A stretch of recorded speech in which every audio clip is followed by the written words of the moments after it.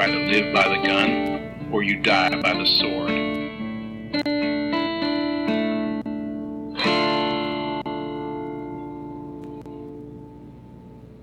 Welcome to The Good, the Bad, and the Weird. I'm Nicho. And I'm Chris. And today, we finally approach my choice in Swish Swish musicals. Yeah, this is technically a movie, and it is technically a musical.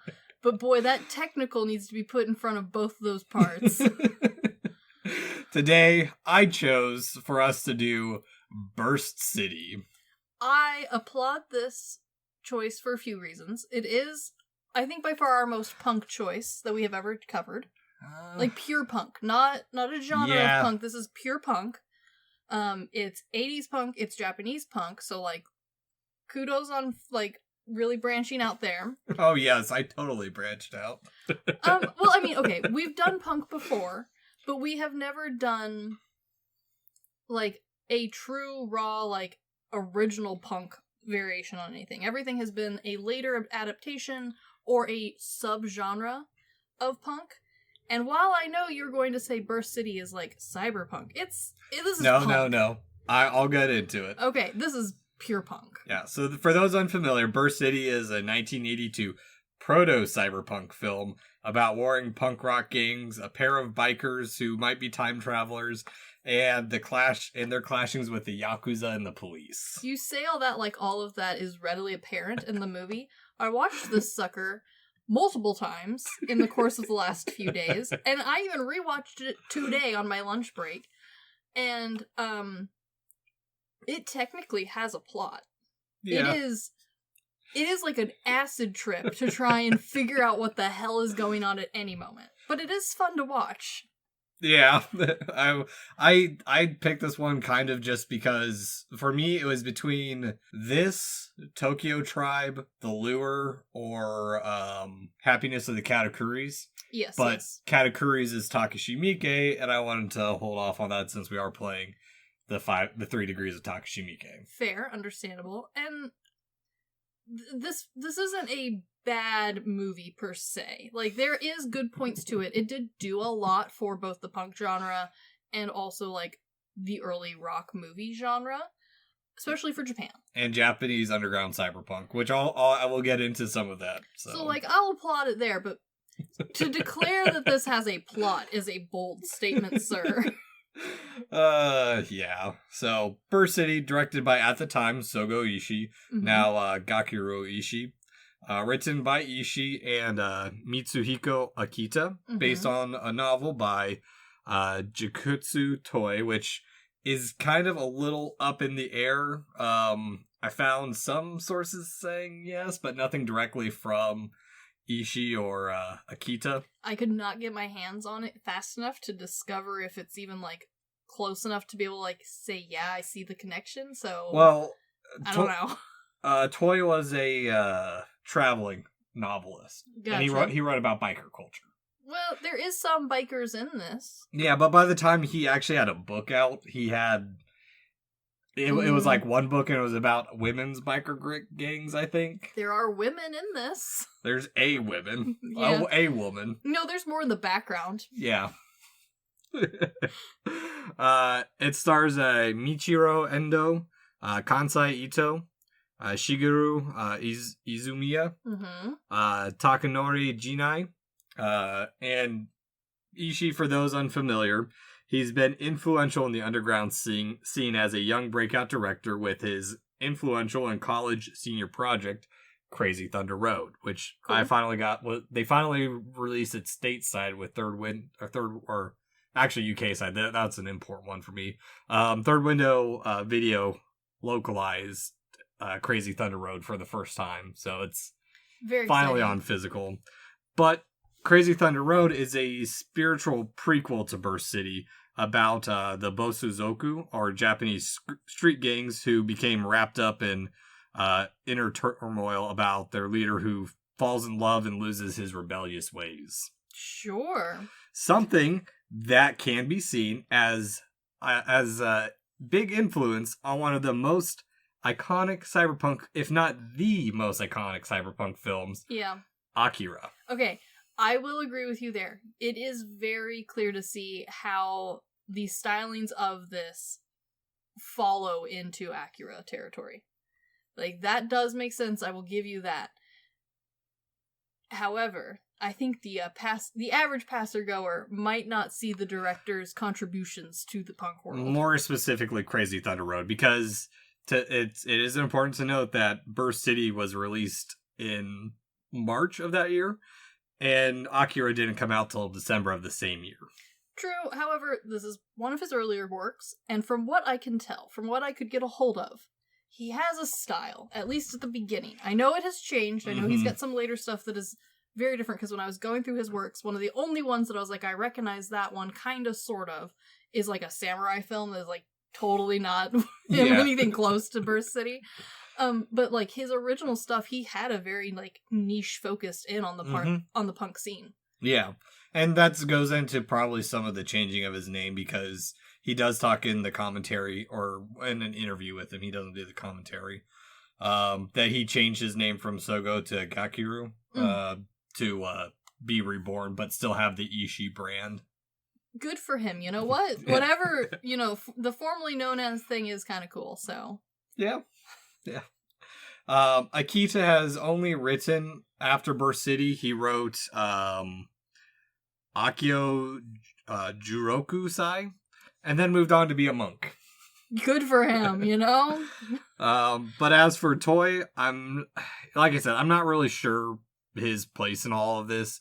On IMDb, he's credited. I found another Internet Movie Database that credits him, but like I said, at the time Burst City had written, he only wrote Shakoto Boogie, Girls Bosozuko, Youth Leader, which he was a traveling writer and reporter, so take that what you will. I don't know how much of an influence he actually had on this movie, outside of he's mentioned a couple times. You know what? Even if it was just the concept and ideas, like, I'm glad they at least credited him. Yeah. That's nice. Endo had appeared previously, being in Carnival in the Night and later Altitude, but he had actually been a part of one of the bands that was a contributor to the show, The Stalin. Yes, there are 3 main bands for this movie, I believe.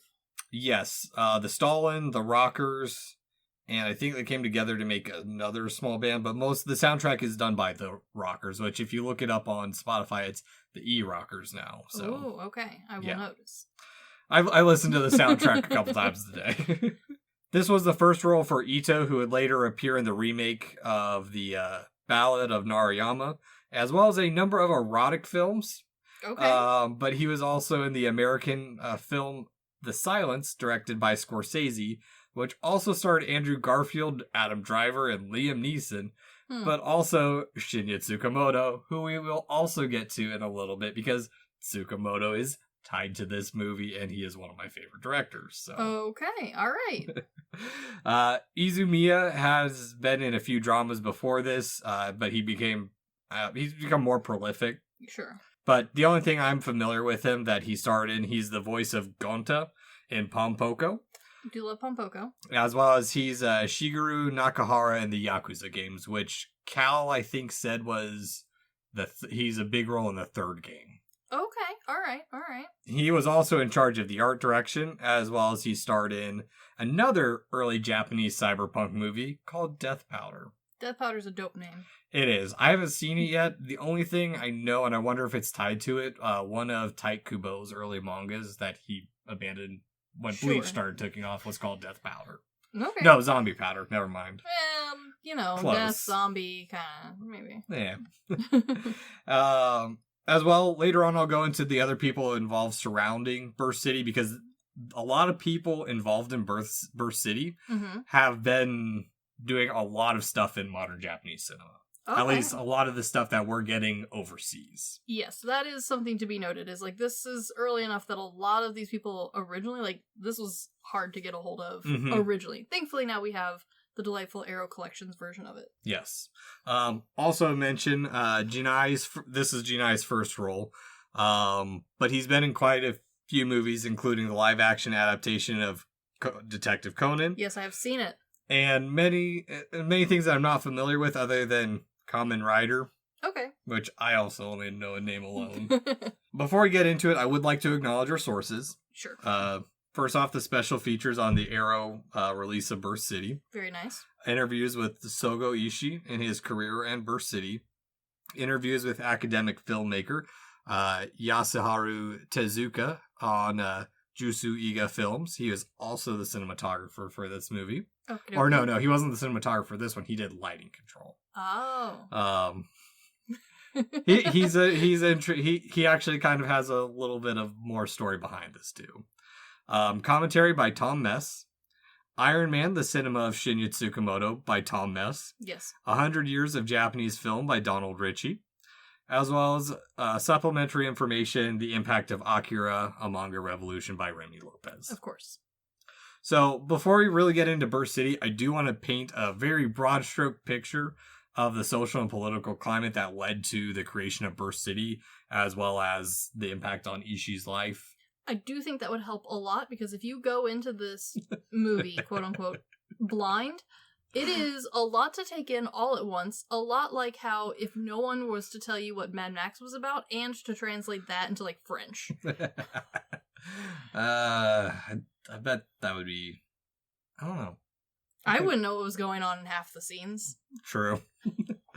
So, at the time, Japan was in an economic increase and was setting itself up for an economic bubble that would eventually burst in 1992. Yes. Something we see a little bit poked at in this movie. Granted, it's a decade before, but still. Yes. We also have the rise of the punk rock scene in Japan that grew in the 70s, as well as the heightened popularity of the Bosozoku, the motorcycle groups and gangs that took inspiration from Western styles such as Greasers and started in the 50s but hit their peaks in the 80s and the 90s. Honestly, a lot of Japanese culture was taking influence from Western culture during this time period, not just the underground group. It was very popular to get Western style hair, which honestly looks kind of like bizarre because it matches very closely with some very old family photos on my side of the pond. That pompadour. The pompadour, the curly big hair, little tiny bows, platform kitten heels, rubber stuff. Things just look very very Western in a very stark way. I mean, we still see the continuation of it in stuff like Redline or Space Dandy. Yes, those are both very good examples of what the general style was and how even that was starting to really take a hard left turn for what had been a very standardized look for Japan for a long time. And so while the Bosozoku would be an interesting subject in itself, we'll save it for when we do cover Crazy Thunder Road, because its presence is important in painting the picture of Burst City and the nod to two of the characters in it. Sure. But it doesn't really play in the whole theme of Burst City. But we do see the little bit of the greaser look here and there. I say it's in there, but honestly, it is so reminiscent of American standard racing car movies, that genre, that even without the Japanese understanding and historical influence, you will understand without any problems what is happening. They are racing for pink slips. If you've seen Rebel Without a Cause, you've seen kind of the basic idea. Honestly, if you've seen Grease, the musical, true. This is a punk version in some very small sections. But I also think it's quite easy in some regards to connect Burst City itself and many media of the time and prior to this, to, of course, the dropping of the atomic bomb on Japan and the follow-through, which we did not plan this around Oppenheimer at all. No. Oops. Yeah. These are all elements that go through it into the movie that I'll point out as we start to go through it. Sure. But film-wise, just to give it a perspective, the top two grossing movies were Sailor Suit and Machine Gun, which is a very odd Yakuza kind of movie. I had the lads watch it, and we have no clue what that movie's even trying to do. Perfect, I love it. High Teen Boogie, which both movies are about rebels and gangs, with High Teen Boogie featuring a racing gang. That makes sense, honestly. Yep, with the third highest grossing being a film called The Great Japanese Empire, about the rise and fall of the Japanese Empire. Okay. And fourth and fifth highest grossing of the year were Mobile Suit Gundam Encounters in Space and Doraemon Nobita and the Haunts of Evil. Okay, I know Doraemon. Yeah. I know Doraemon. That one's that cartoon guy. Yeah, the kind of cat dog thing with, Yeah, I think he's got like a blue. space portal. Yeah, there's a Story of Seasons crossover with him that I have. Yeah, he's cute, I think, Yeah. from certain angles. But despite being the highest grossing movies of the time, the romantic comedy Fall Guy pretty much swept the Japanese Academy Film Prize. Of course. But even before, some of the major films of this era, of this decade, include Kagemusha, a film that, for me personally, got me more into Japanese cinema back in the day. Sure. But more importantly than the movie itself, what led to Burst City and Ishii's rise to fame is the failing of the Japanese studio system. Yes, okay, that makes sense. At the time, it had an elitist attitude, and it was such a stiff system that it didn't allow young people to make movies within it. It is very much the stereotype that, like, we still hear about today. Whether or not that is true or not, it, like, held that standard for a while. I think in some regards, because, like, Ishii even states that someone looking to get into, or someone wanting to be a great director or be recognized as a professional, oftentimes didn't make it until they were in their 40s. Which, especially nowadays, we see so much coming from specifically young directors, and that's kind of like what we get excited about. It is kind of odd to think about a time period where stuff was just kind of being done by a very certain group who thought themselves professionals and, like, the elite in making movies. It makes me think of this line from from Say Anything. What do the old people teach us except how to die? Yeah, very punk semantics there. Yeah. But on top of this, there were hard exams to even get the position in the first place, and so a lot of people weren't able to do it. Sure. But this also coincided with the accessibility of handheld cameras. Yes, I think that has been one of the greatest things for entertainment ever. Despite being able to now see a lot of very dumb shit all the time, Yep. We also have been given a lot of dumb shit that created great shit. Burst City, I think, is a good example of that.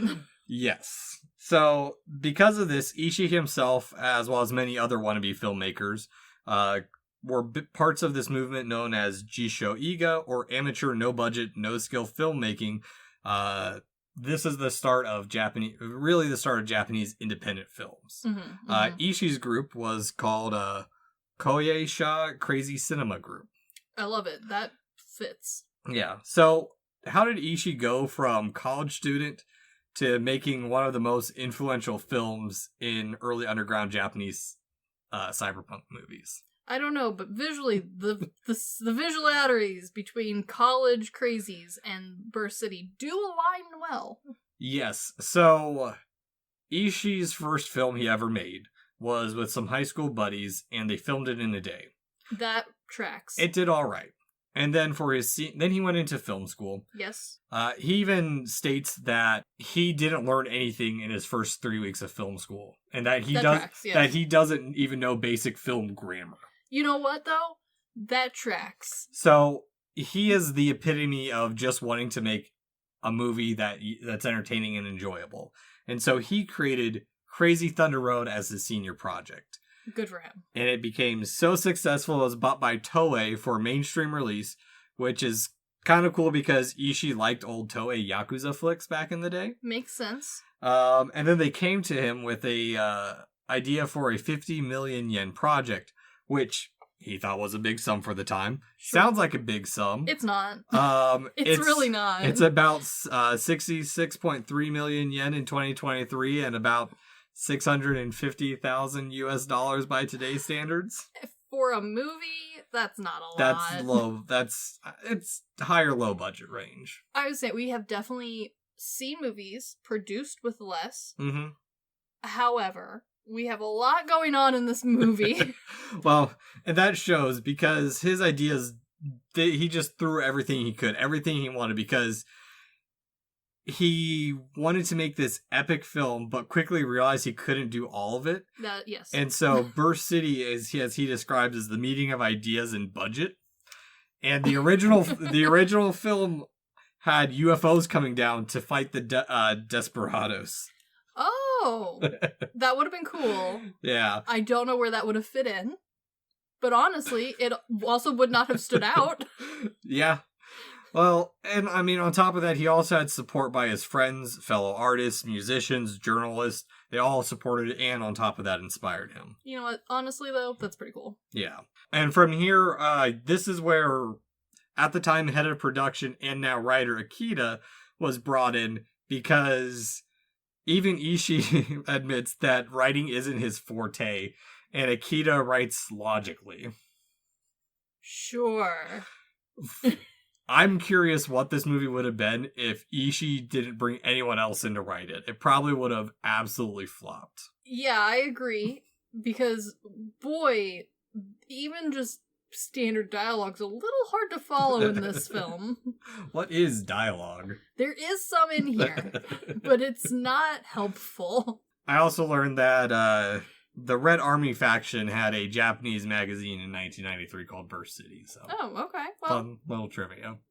Any actual relations or just sharing a name? I don't know. It was a communist get a hold newspaper. on it? I can get a hold of it. The issue is, can I read it? Well, that's true. I feel that.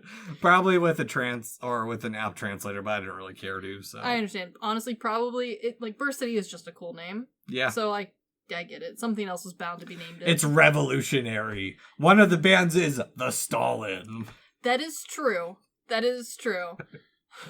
So, Chris, before we get into it, what are we drinking today? We are drinking a beer that you pulled out of your fridge, but is somehow Japanese. Well, because I got it at the store. Well, still, it felt very appropriate to have beer straight out of the bottle. Just regular Kirin Ichiban, so cheers.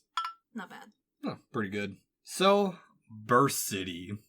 Alright, well, try to explain this one for me, will you? So, we open on rushing footage of city streets to an industrial zone with a pair of biker bros.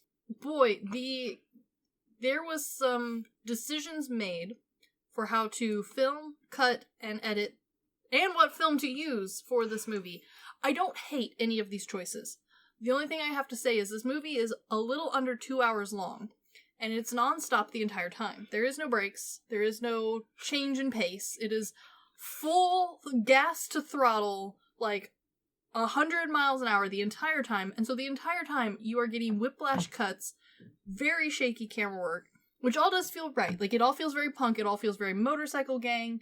It definitely, like, captures that underground band sort of vibe that he was going for. And he purposefully chose to film this on a very low grain film, so that it came out blurry on purpose. Yeah, and even then he upgraded from what he would usually shoot on. This is less blurry than what he had been, but it's still pretty grainy.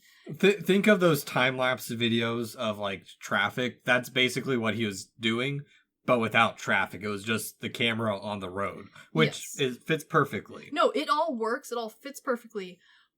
You do need to be either strapped in for the long haul for this one, which I was not prepared for the first time I watched this. I did not realize it was 2 hours.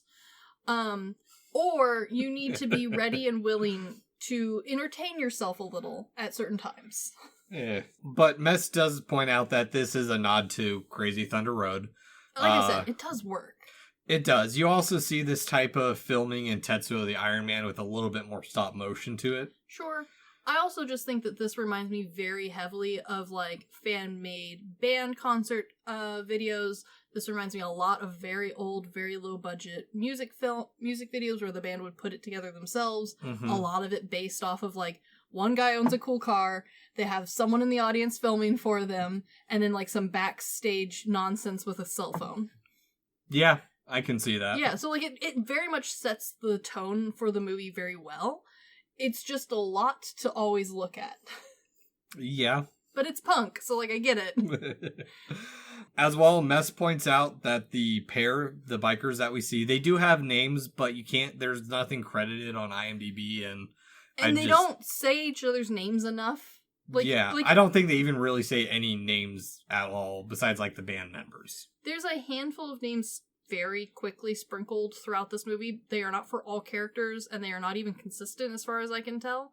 You don't really need to know what's happening or who anyone is most of the time, because again, this is kind of like music first, visuals and plot second sort of movie, which is cool and I like.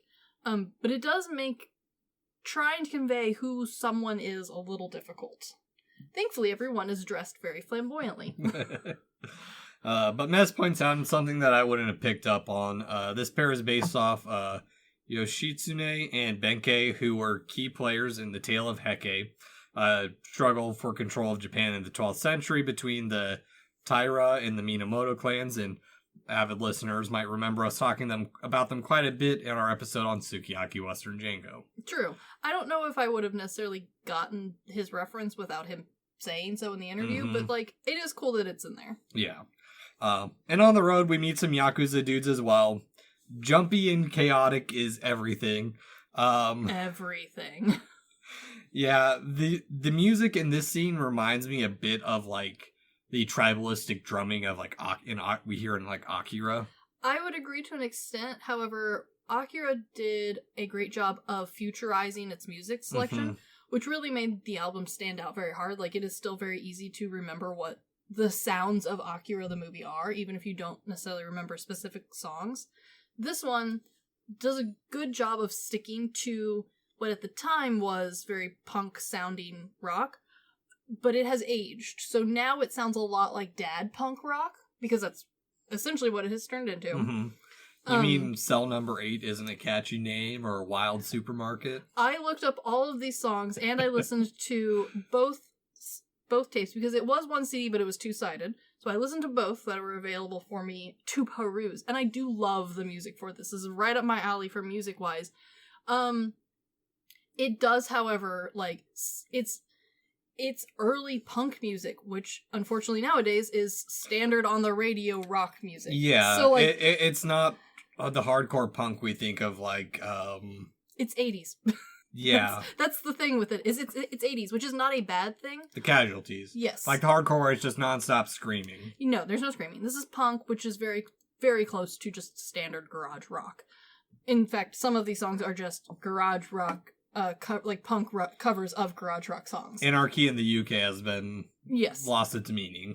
Yes, for sure. But like, at no point is the music bad, but it is very like funny to see it paired with a very like over the top, like, because the outfits are pretty good. Like, they are very punk. Some of them are very 80s punk. Some of them are very just like they had stuff they put it on, which I guess DIY. Qualifies.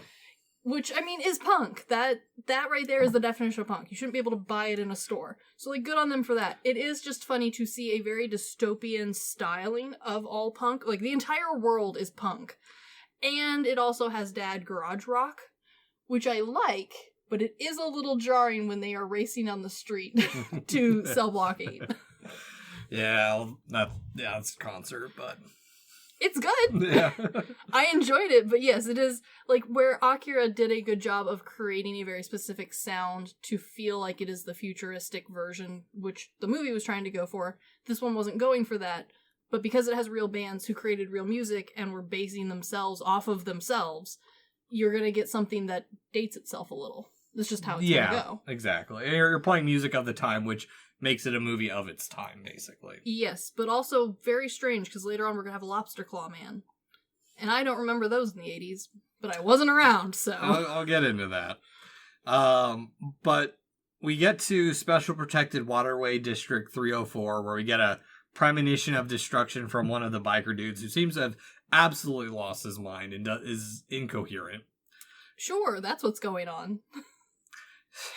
I don't get him as a character. I don't either. I have no idea what's going on. He just exists. I also was very distracted at the scene because one of the starring things about people in the background of this is all of the costumes are great, and I spent a lot of time digging through them. However, a lot of the direction for people in the background of this seems to have been, and I quote, pretend to have a seizure. Yeah. So there's a lot of very floppy people. And in this scene in particular, there's a man who seems to be jiving his way out of his seat and then trying to put himself back in his seat. And it is hilarious. Punk. It's something. But we also get introduced more to the punk world through Live Spot 20,000 Volts. Sure. Which... It's cool. I like the introduction. And it's such a jarring transition because we go from what feels like it's going to be a fast-paced biker Yakuza flick to a very documentary style, black and white, behind the scenes music video. Which I liked a lot, but I will agree with you, it is very jarring. And also, this has like almost no premise on the rest of the movie. Oh no, not at all. And which is kind of disappointing. Well, it's also kind of what, like, the incohesiveness of the movie is what ties the movie together. Sure. In, like, this weird, odd way of just, like, the ultimate climax of just absolute chaos. Yeah, I guess. It's just, it's so all over the place. And there's a reason to this, too. Uh-huh. Ishii even said he had a hard time editing. I bet he fucking did. And he had to get Naoto Yamakawa to help out editing in the Toei studios when no one else was working at night. So they were find out what the hell was going on. And even then, it makes no sense. It really doesn't. Like, there is technically a plot. There are recurring characters. But the only way you know that is because, again, they are dressed absolutely batshit crazy, which is great, and it makes it very easy for me, someone who can't tell anyone apart. Yeah. Let alone punk people who all have the same makeup concept. That makes it worse. Yeah. These ones, thankfully, they are all sparkly. This location is also sort of referenced in another one of Ishii's movies called Electric Dragon 80,000 Volts. Dope name. It's an odd movie, too. You don't say. I would never have guessed. But this is definitely pure chaos as, like, the band does begin to play. The members of this band are called the Roosters. Yes. And that's the third band. So it's the Rockers, the Roosters, and the Stalin. So I found a quote, and granted, take quotes from old people who worked on movies ages ago with a little grain of salt, as we've discussed before. But there was supposed to be a running theme about the three major hubs in punk in Japan at the time. The Stalins were meant to represent Tokyo, whereas the Roosters were meant to represent Kansai? Kansai. And the Rockers were meant for Kyushu? I don't know. These are towns I am not familiar with, minus Tokyo. I apologize profusely. However, apparently they were the three, like, sub-hubs of punk at the time period. Okay. And so, like, the reason that there was three bands pulled together was they were supposed to kind of help tie these three areas into the movie. I don't know enough about the punk culture in the 80s in Japan to really say if I understood it or not, but you can tell that there are three very distinct styles happening. Between the two, at least, because there's only two bands in this movie. There are, but there are three, like, styles happening. So, like, I can kind of see how maybe that was sort of going on. It's something that, like, thankfully, like, we jump cut, so it does make it easy to be like, oh, this is the sparkly group. Oh, this is the acid melting group. Yeah. And, like, oh, this is the biker group. They are very sparkly and shiny. Beautiful. Love it. They're kind of chrome. They're kind of, like, yes, there is the tinfoil, there's the glitter bombs, and then there is, like, the face melting group. And so, like, there are three distinct sectors. I don't know how those tie in with real world. I couldn't find a whole lot of, like, real life examples of the 80s because this styling, those three hubs, fed so heavily into Japanese street fashion today that, like, that in itself is now a fashion style. So when you try and look up this stuff, you get a lot of modern people wearing this sort of stuff as street fashion, which is dope, and I had a great time looking up. Didn't really answer any of my questions, though. Yeah. Well, one thing I found interesting in trying to find information on this movie is that despite how influential it is, the real only mention is that it kind of inspired Tetsuo the Iron Man. I think it was more of an overall, it created a vibe. Yeah. And then people went with the vibe. Like I told you, that line from Doctor Who, great men are forged in fire, it's the privilege of lesser men to light the flame. The idea that Burst City is the flame lighter is both accurate and upsetting at the same time. But we do get the opening credits, which I like the set of credits because I do too. It's very chaotic because it's done over the filming of the concert. And so it feels like credits for a movie documentary on a band. Yes, you get very set up for a very specific style of movie, and then once these credits are over, we switch gears. We get very goofy music and the only choreographed dance scene in the movie that kind of makes this like a Broadway musical in a way. This is where, when you originally told me this was a musical, this is where I went, all right, I kind of get it. And then the rest of the movie happened, and I went, this is, by the most definition of the term, a musical. Yeah, exactly. Well, okay, so here's the thing. I think it's kind of the reason it's there. It's never explicitly stated. Okay. But I think it's also kind of poking fun at the punk scene too, because they're complaining about the conformist capitalist society. Sure. While they might be mismatched, they're still technically wearing a type of uniform. Oh, sure. And they're doing choreographed dance, and it's like, yeah, I mean, yes. Yeah, I think it's funny. There is no getting out of it. There's just redefining it. Yeah, and it's also just a way to set up that they're outcasts outside of the quote-unquote normal. Yeah. For the 80s. For the 80s. I will say this movie doesn't do a very great job of explaining what the normal is, because there are no normals in this. No. Even the background people are punk people. Which is why I also wanted to paint a very broad picture of society at the time. Yeah. But part of the reason I also wanted to do this one is because of the musicals I'm into.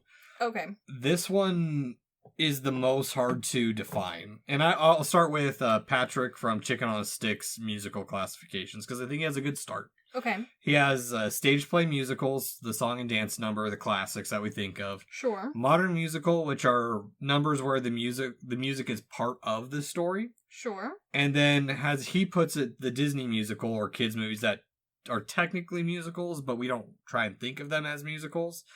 And interesting. For me, while I think this is a good start, I think the kids movie falls a little bit into the stage play, because while it's still very much choreographed song and dance, it's just animated instead. So in a way, it also has its own kind of place. Sure. I would argue that while I see why Disney and kid musicals feel like they should have their own spot, I would argue that most of them, if not all of them, either originally were a song and dance musical that came before the Disney and kids movie version, and then were transported into, Peter Pan being a very good example, or vice versa. They are now live stage action Broadway productions, Lion King being an excellent example, one of the longest running.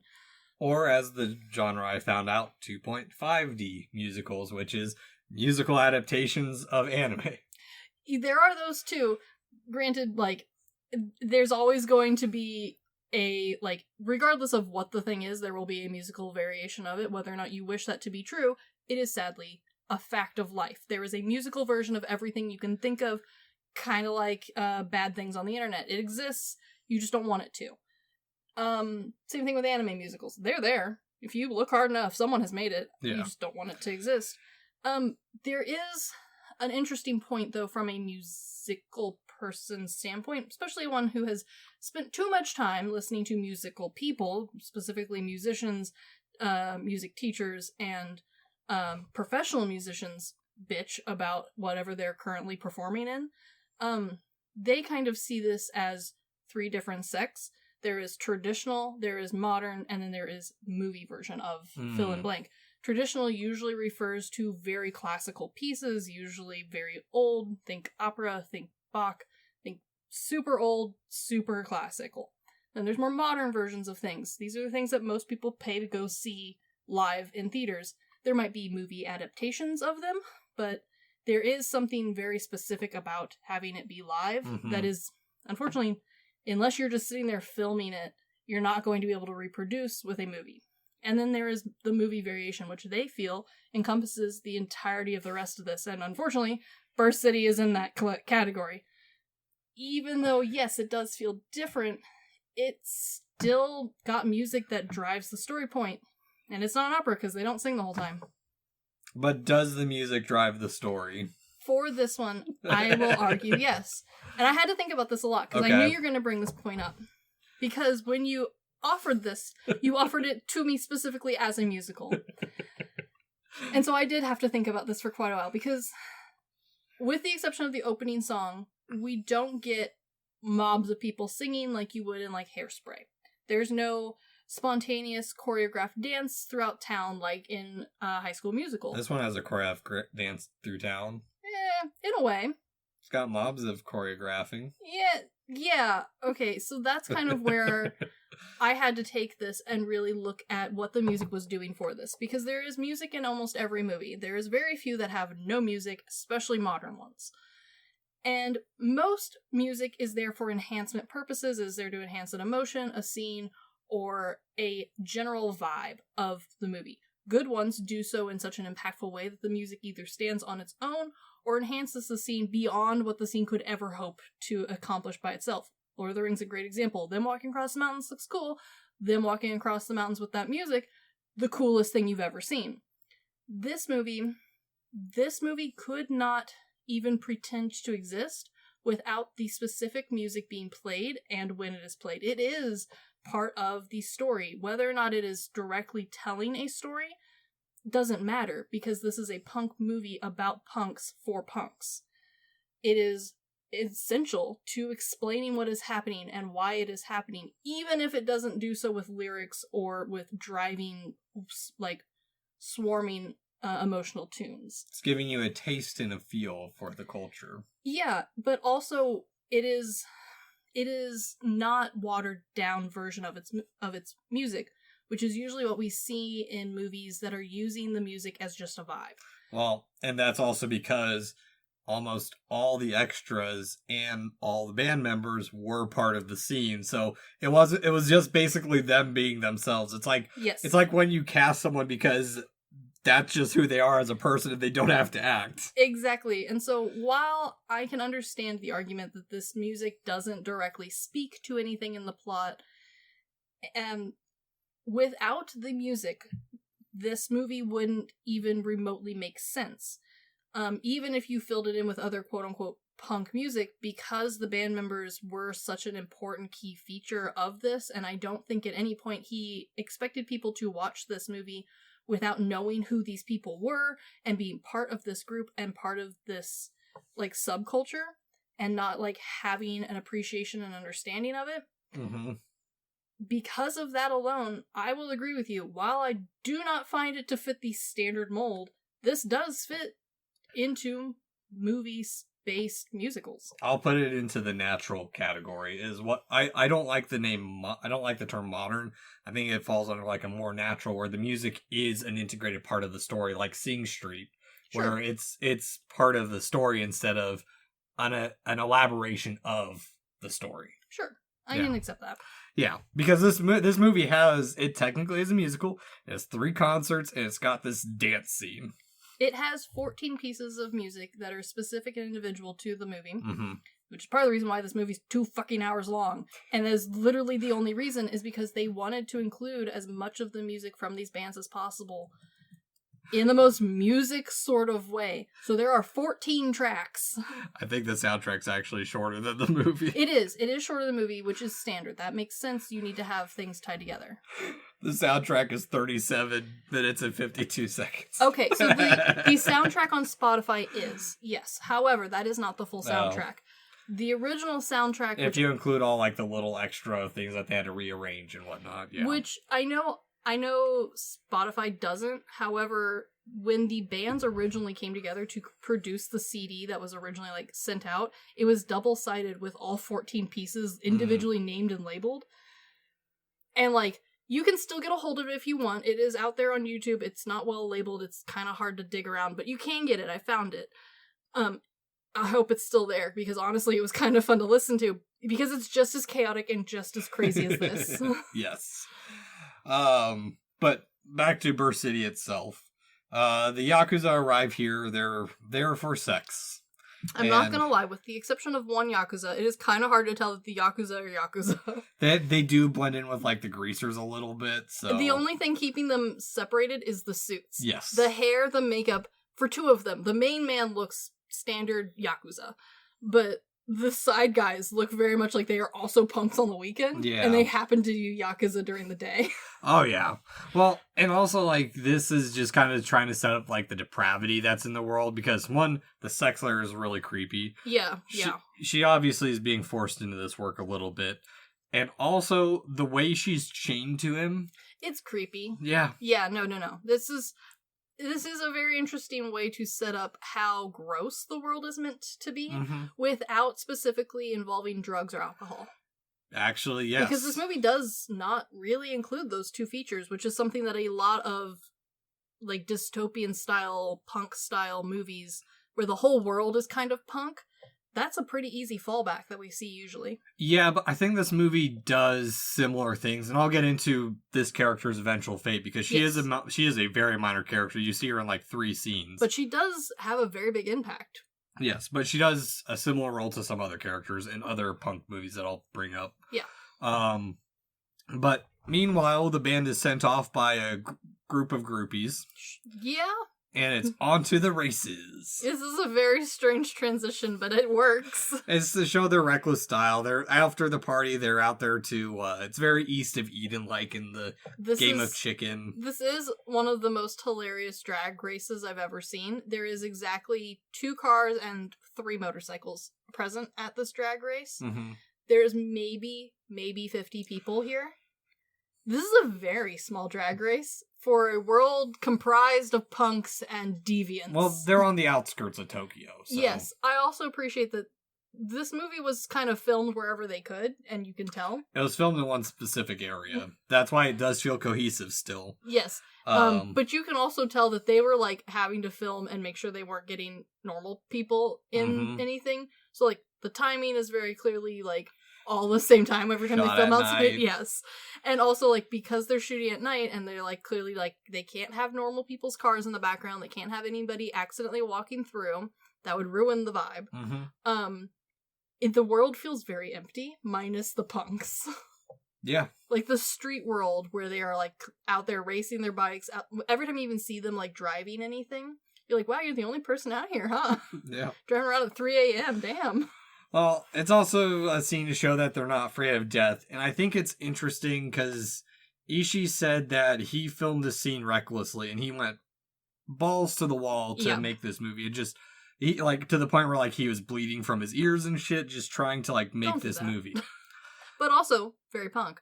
Which is interesting, too, because despite accidents that almost killed people, including Tonke Shinju, and that included Yoshiharu Tezuka, who also worked on Burst City as a lighting technician. He almost died making another movie before this. Goddamn. Yeah. Dangerous. Yeah, no, another kind of, well, another punk movie, basically. Yeah, but I do think this does do a good job of showing, like, the youthful recklessness of them, like, how they feel that, like, teenage immortality, where, like, nothing can touch you. Or lack of fear of death.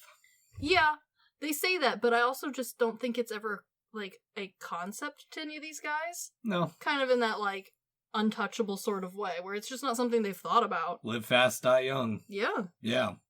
But in the morning, the dust is settled, and it's quite the ghost town. The girl is given a break, as the pimp is all over her, too. Yeah, he is very touchy-feely and slimy. But it's weird because it also seems kind of caring enough because, I mean, they're taking a shower together and it feels like weirdly protective, but... Yeah, like, he almost feels like a good guy, but then he's, like, really not, so it is a very confusing scene. I think it's kind of meant to be setting up the much later scene to, like, really care for her, and also, like, make him seem like a better guy than he is. However, I'd like to remind you, this is all his fault, so, like, I don't feel that bad for him. Yeah, he also is in league with the Yakuza, who are...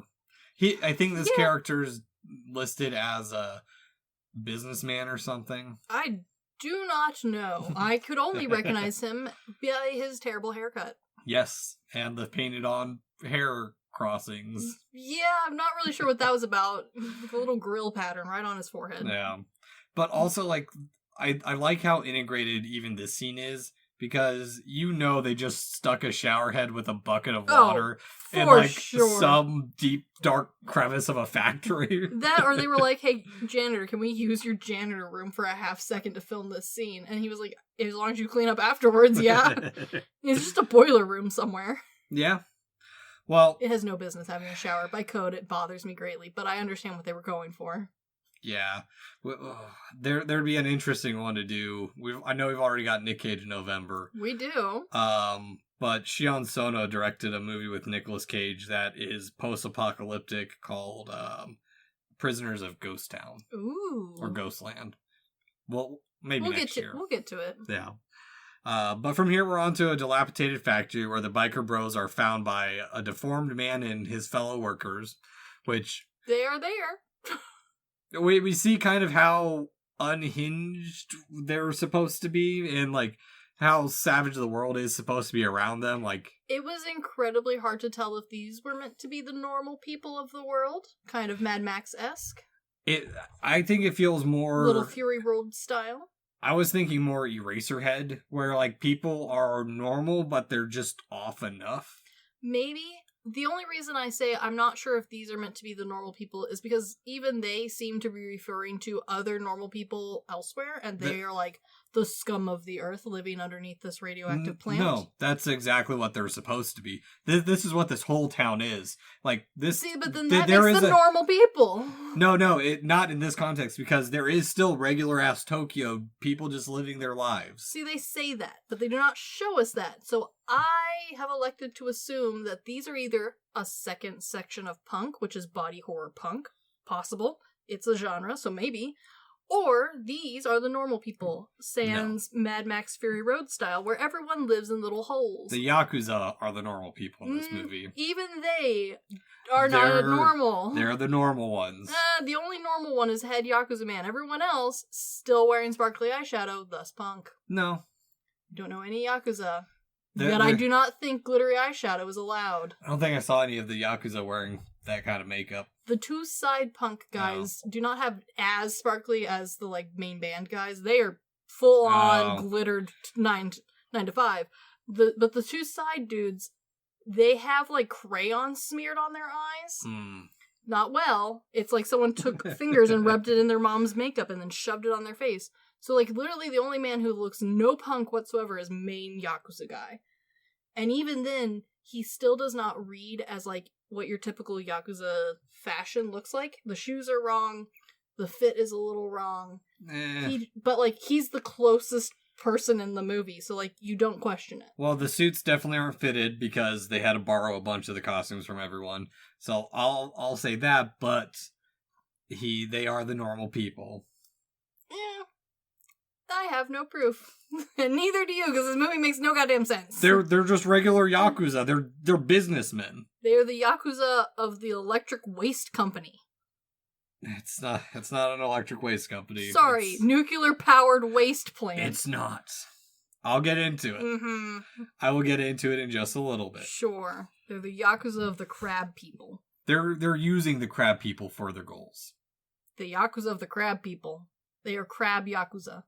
I'm sure there's a movie out there like that. I hope so. That'd be hilarious. But immediately the two bros are accepted as the group since they recognize that there are also weird people.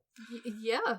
But this location specifically was filmed in an abandoned factory in the Kawaguchi City in the Saitama Prefecture in North Tokyo. And it was closed due to a pollution problem.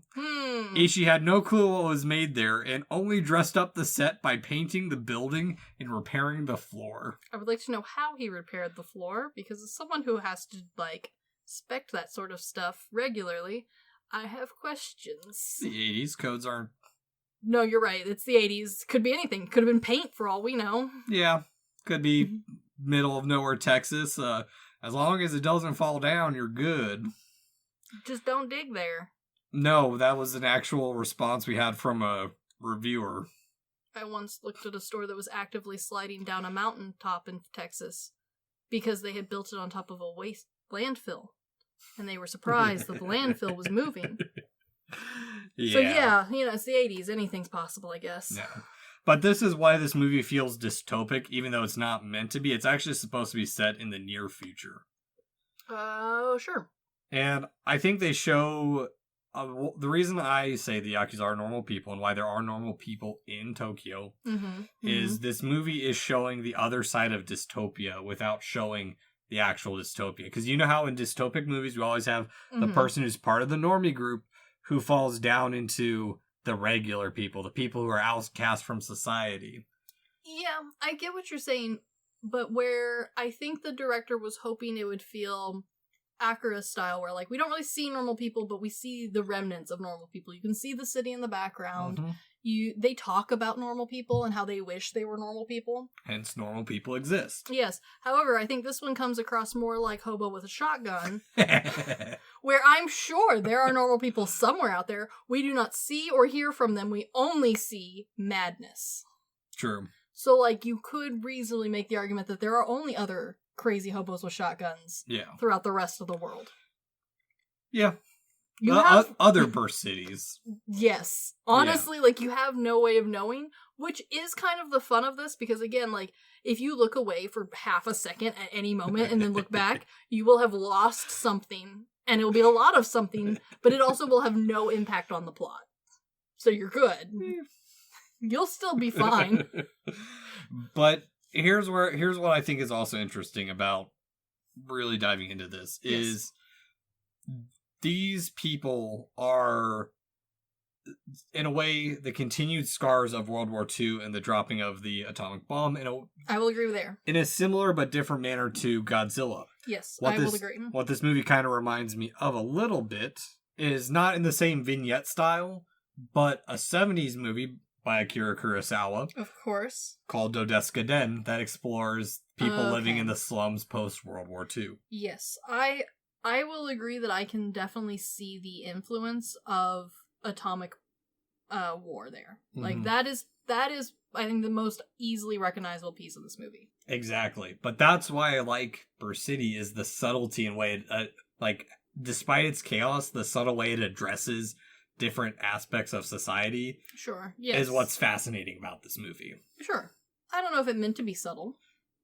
No. But it does come off subtly because there's so much happening. Yeah. And this is also where we can start to see, not mainly with the two biker bros initially, but this is where we see so much more of Burst City's influence on the live or the underground or the darker side of Japanese cyberpunk that I don't think a lot in the West know, because when I bring up Japanese cyberpunk to people, they immediately think Akira, or like when I told people, oh yeah, we're doing a Japanese cyberpunk movie. Oh, Akira? No, a movie that came a bit before that. I agree, and while I see the influence and I see why you would call it that, I think it definitely reads much more easily as, even though it is Japanese, I think it reads much more easily as standard 80s punk.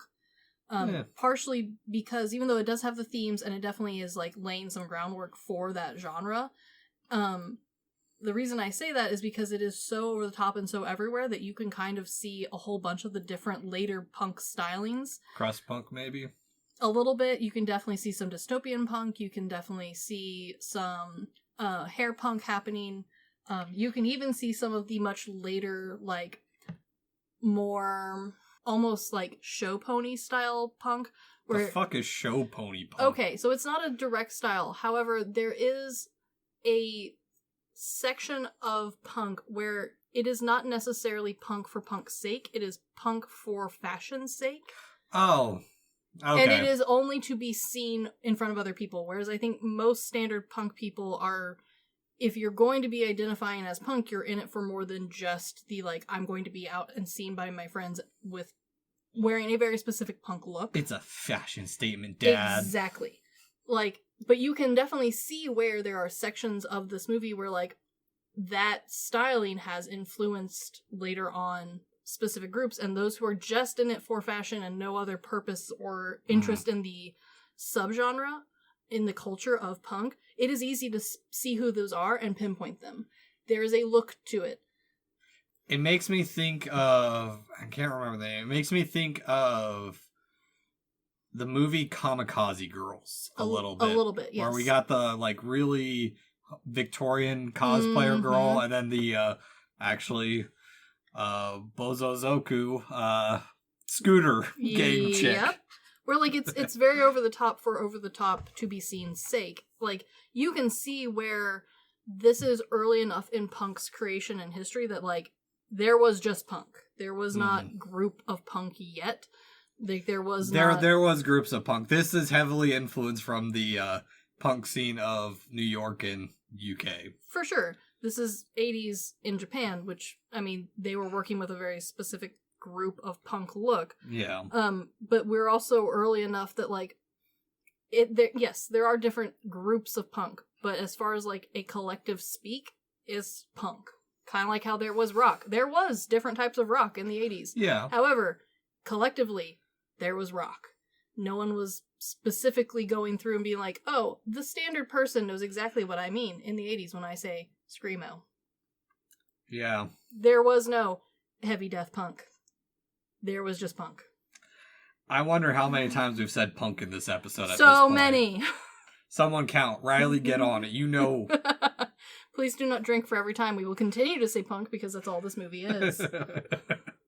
He is the one who created the drinking game for the podcast. So. Which I love. It's hilarious. Good job. But back to the punks who are working. Whole band has a problem with authority. They just all get fired right away. We have like one scene of like them maybe doing a little bit of work and just like... I love also that the work is very like Monty Python slapping the ground. Yeah. Like there's not real work at all. Oh, I need to fix this engine. Tap, tap, tap.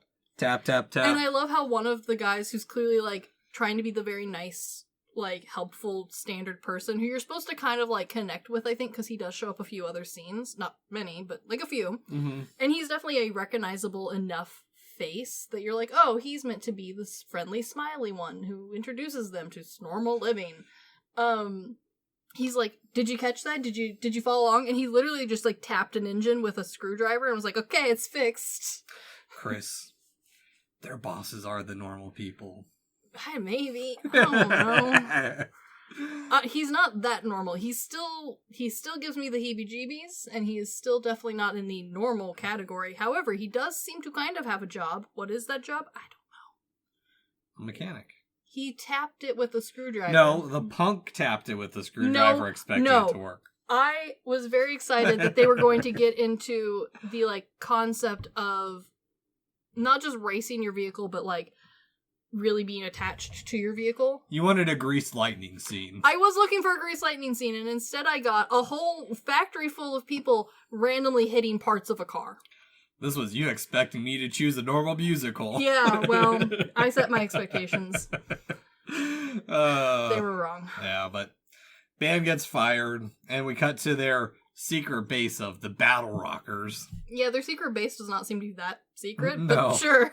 It just, if it has that feeling of like Kids Next Door, where like their secret base is the giant tree house in the middle of a neighborhood. That it transforms all the time? Yeah. Yeah. This also definitely gives the old cartoon vibes where the kids are like, to our secret base, the dump, the city dump. And you're like, that's not a secret base, guys. That's...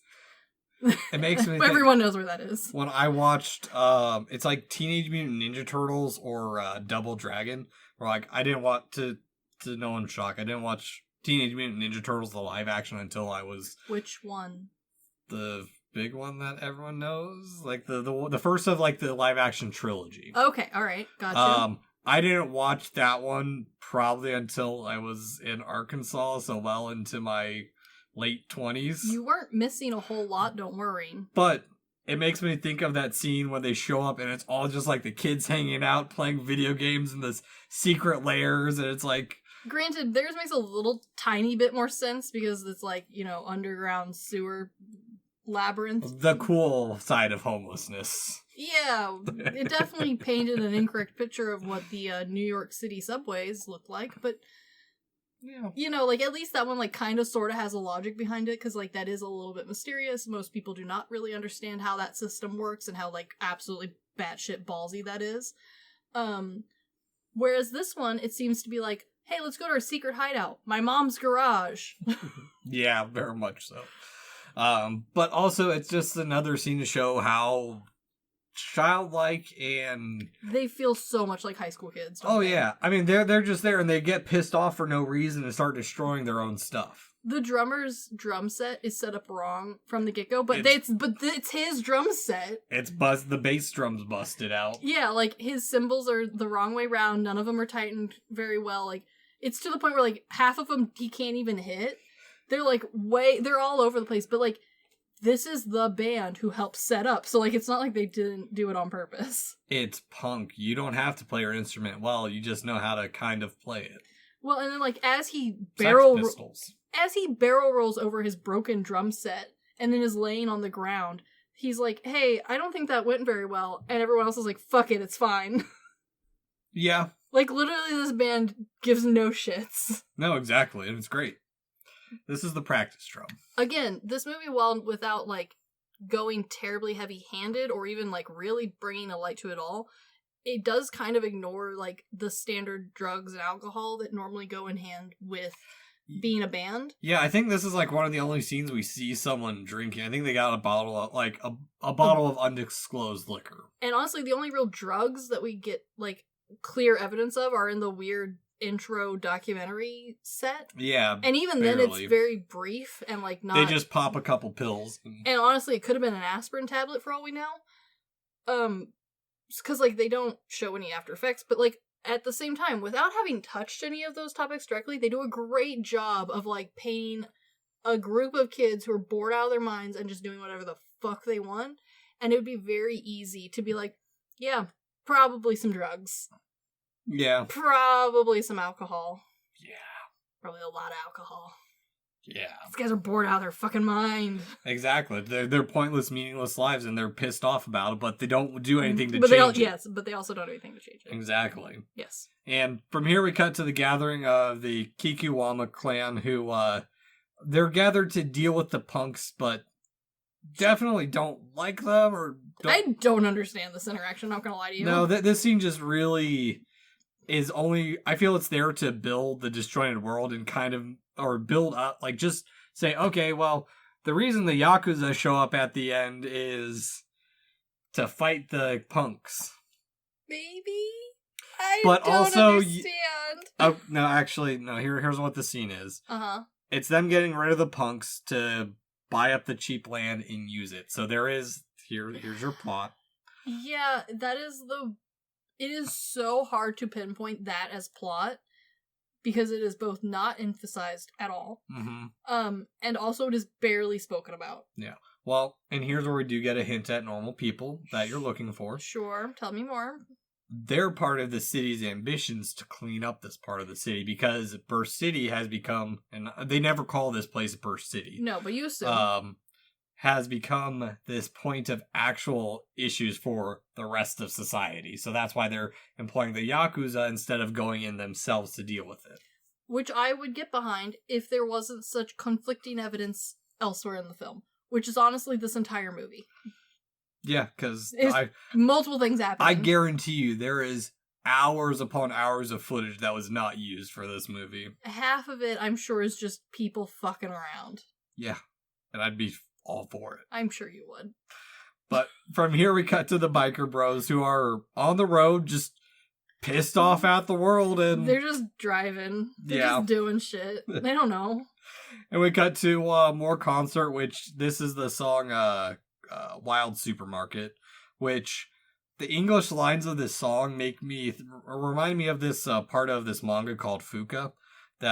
They're adding lines to their song to make it sound cool, but they have to say it. They have to like learn it and actually pronounce it well. Oh, sure. But also, because I was watching this, it made me think of how in some movies, and I haven't seen this movie, but I know it happens. King Kong Skull Island, where there's the random white dude saying the Japanese lines to sound cool because he's got a katana or some shit. Yeah. Okay. Yeah, a little bit. This is definitely like. There has always been a bit of a trend, especially the 80s, of like adding English to make something cool, whether that be promotional advertisements, merchandise, or in songs. The 90s, a white boy's getting Kung Pao chicken on their shoulders. The reverse, but yes.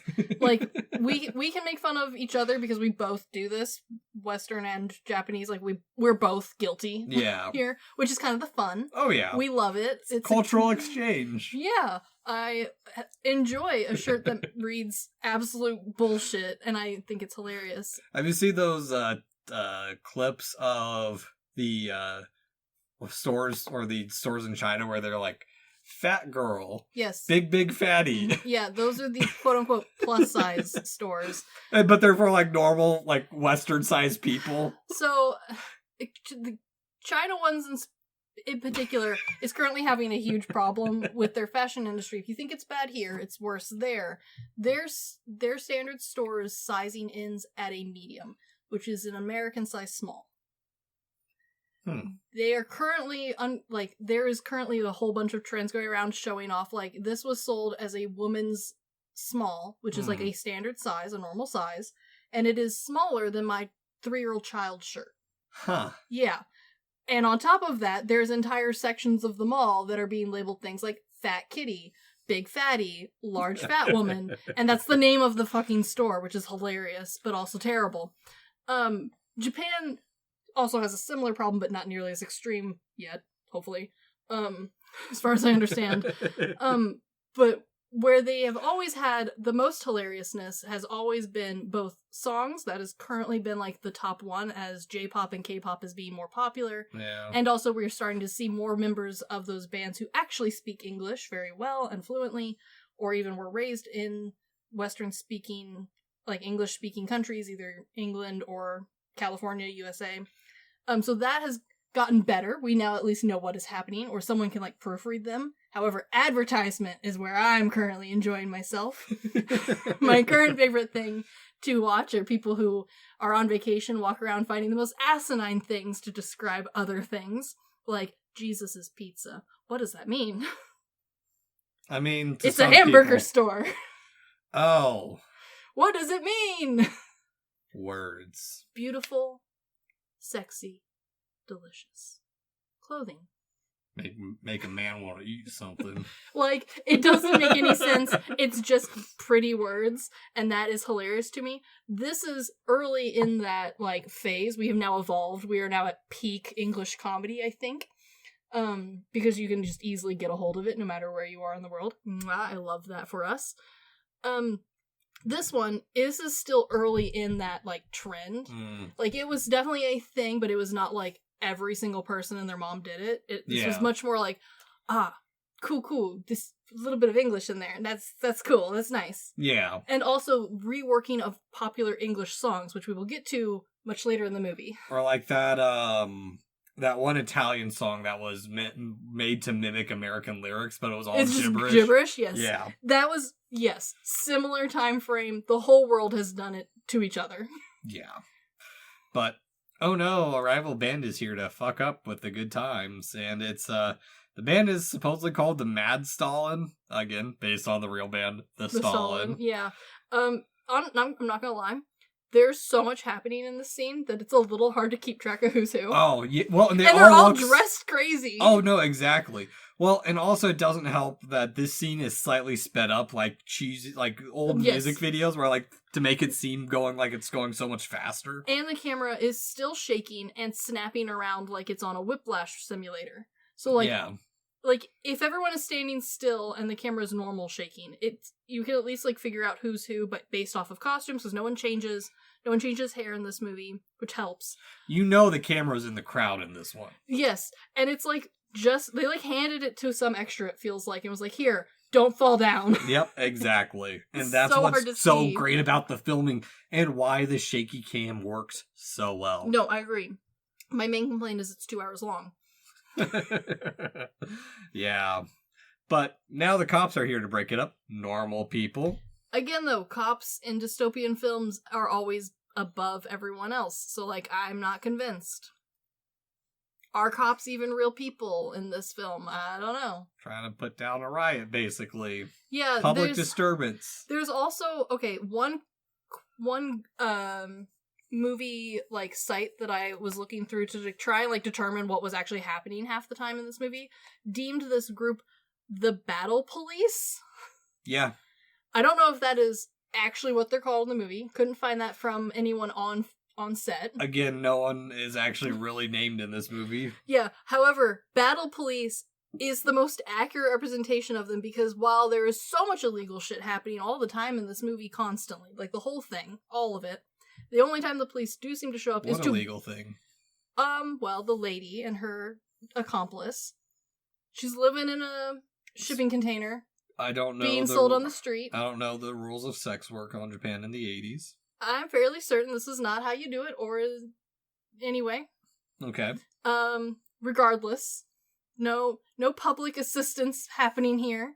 We have street racing, which I know for a fact is illegal in Japan. Okay. But are they on a street, though, is the question. Even if they're in a parking lot. I'm fairly Are they in a parking lot, though? I don't think it matters. I'm fairly certain that in the 80s, the reason that there is only street gang punks shown as drag racing, as opposed to American movies, which it is illegal if you do it without a permit, but you can get permission to have races. Like, we have locations for races here. There wasn't that available in the 80s. People were just racing for the hell of it. Definitely illegal. We know that one's not a good. That one's a no-go. Who has better races? This or the first Fast and the Furious? That is a tough question. They are slightly different. Like when we're talking like the street races.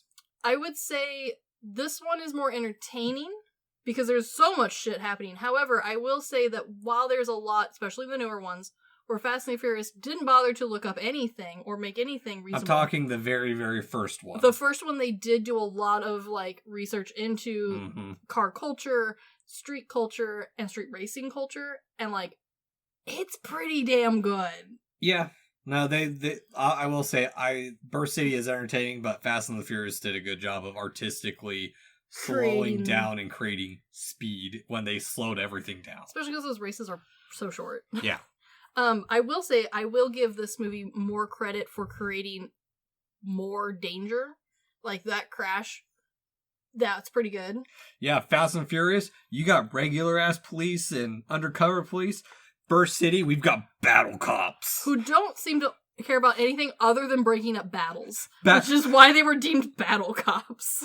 But I love it too, because battle cops sounds like some cheesy like cartoon toy from the 80s. Like, get your battle cop. Yeah. Your aquatic battle cop. And he like punches with one arm. Yes. Yeah. No, 100%. But yeah, the reason that the reviewers that I found had deemed them battle cops is because the cops only appear when they are battling. Yeah. And that's the only time we see police in this film, which, again, punk, love it. That makes sense. Yeah, they don't want to patrol the area. Well, also, this is a movie written by someone who's clearly infatuated with the punk scene. And in the punk scene, I'd say. I would argue that as well. And, like, this film is about the punk culture, not necessarily about the police. Is it about the punk culture, though? Or is it just a movie that's in a punk setting? I would say it is about in the most indirect way, because while he left that documentary styling at the very beginning, I do think he was trying to explain some of it. So here's the thing. I feel that this scene, too, is also very documentary style, like just Gonzo style in the moment filming. There are several scenes that I would argue feel very documentary, which is why I don't think this is necessarily like completely fictional punk. I do think that he was trying to capture real punk styling and lifestyle and like subculture here, but he also like was doing his own thing because why wouldn't he? Exactly.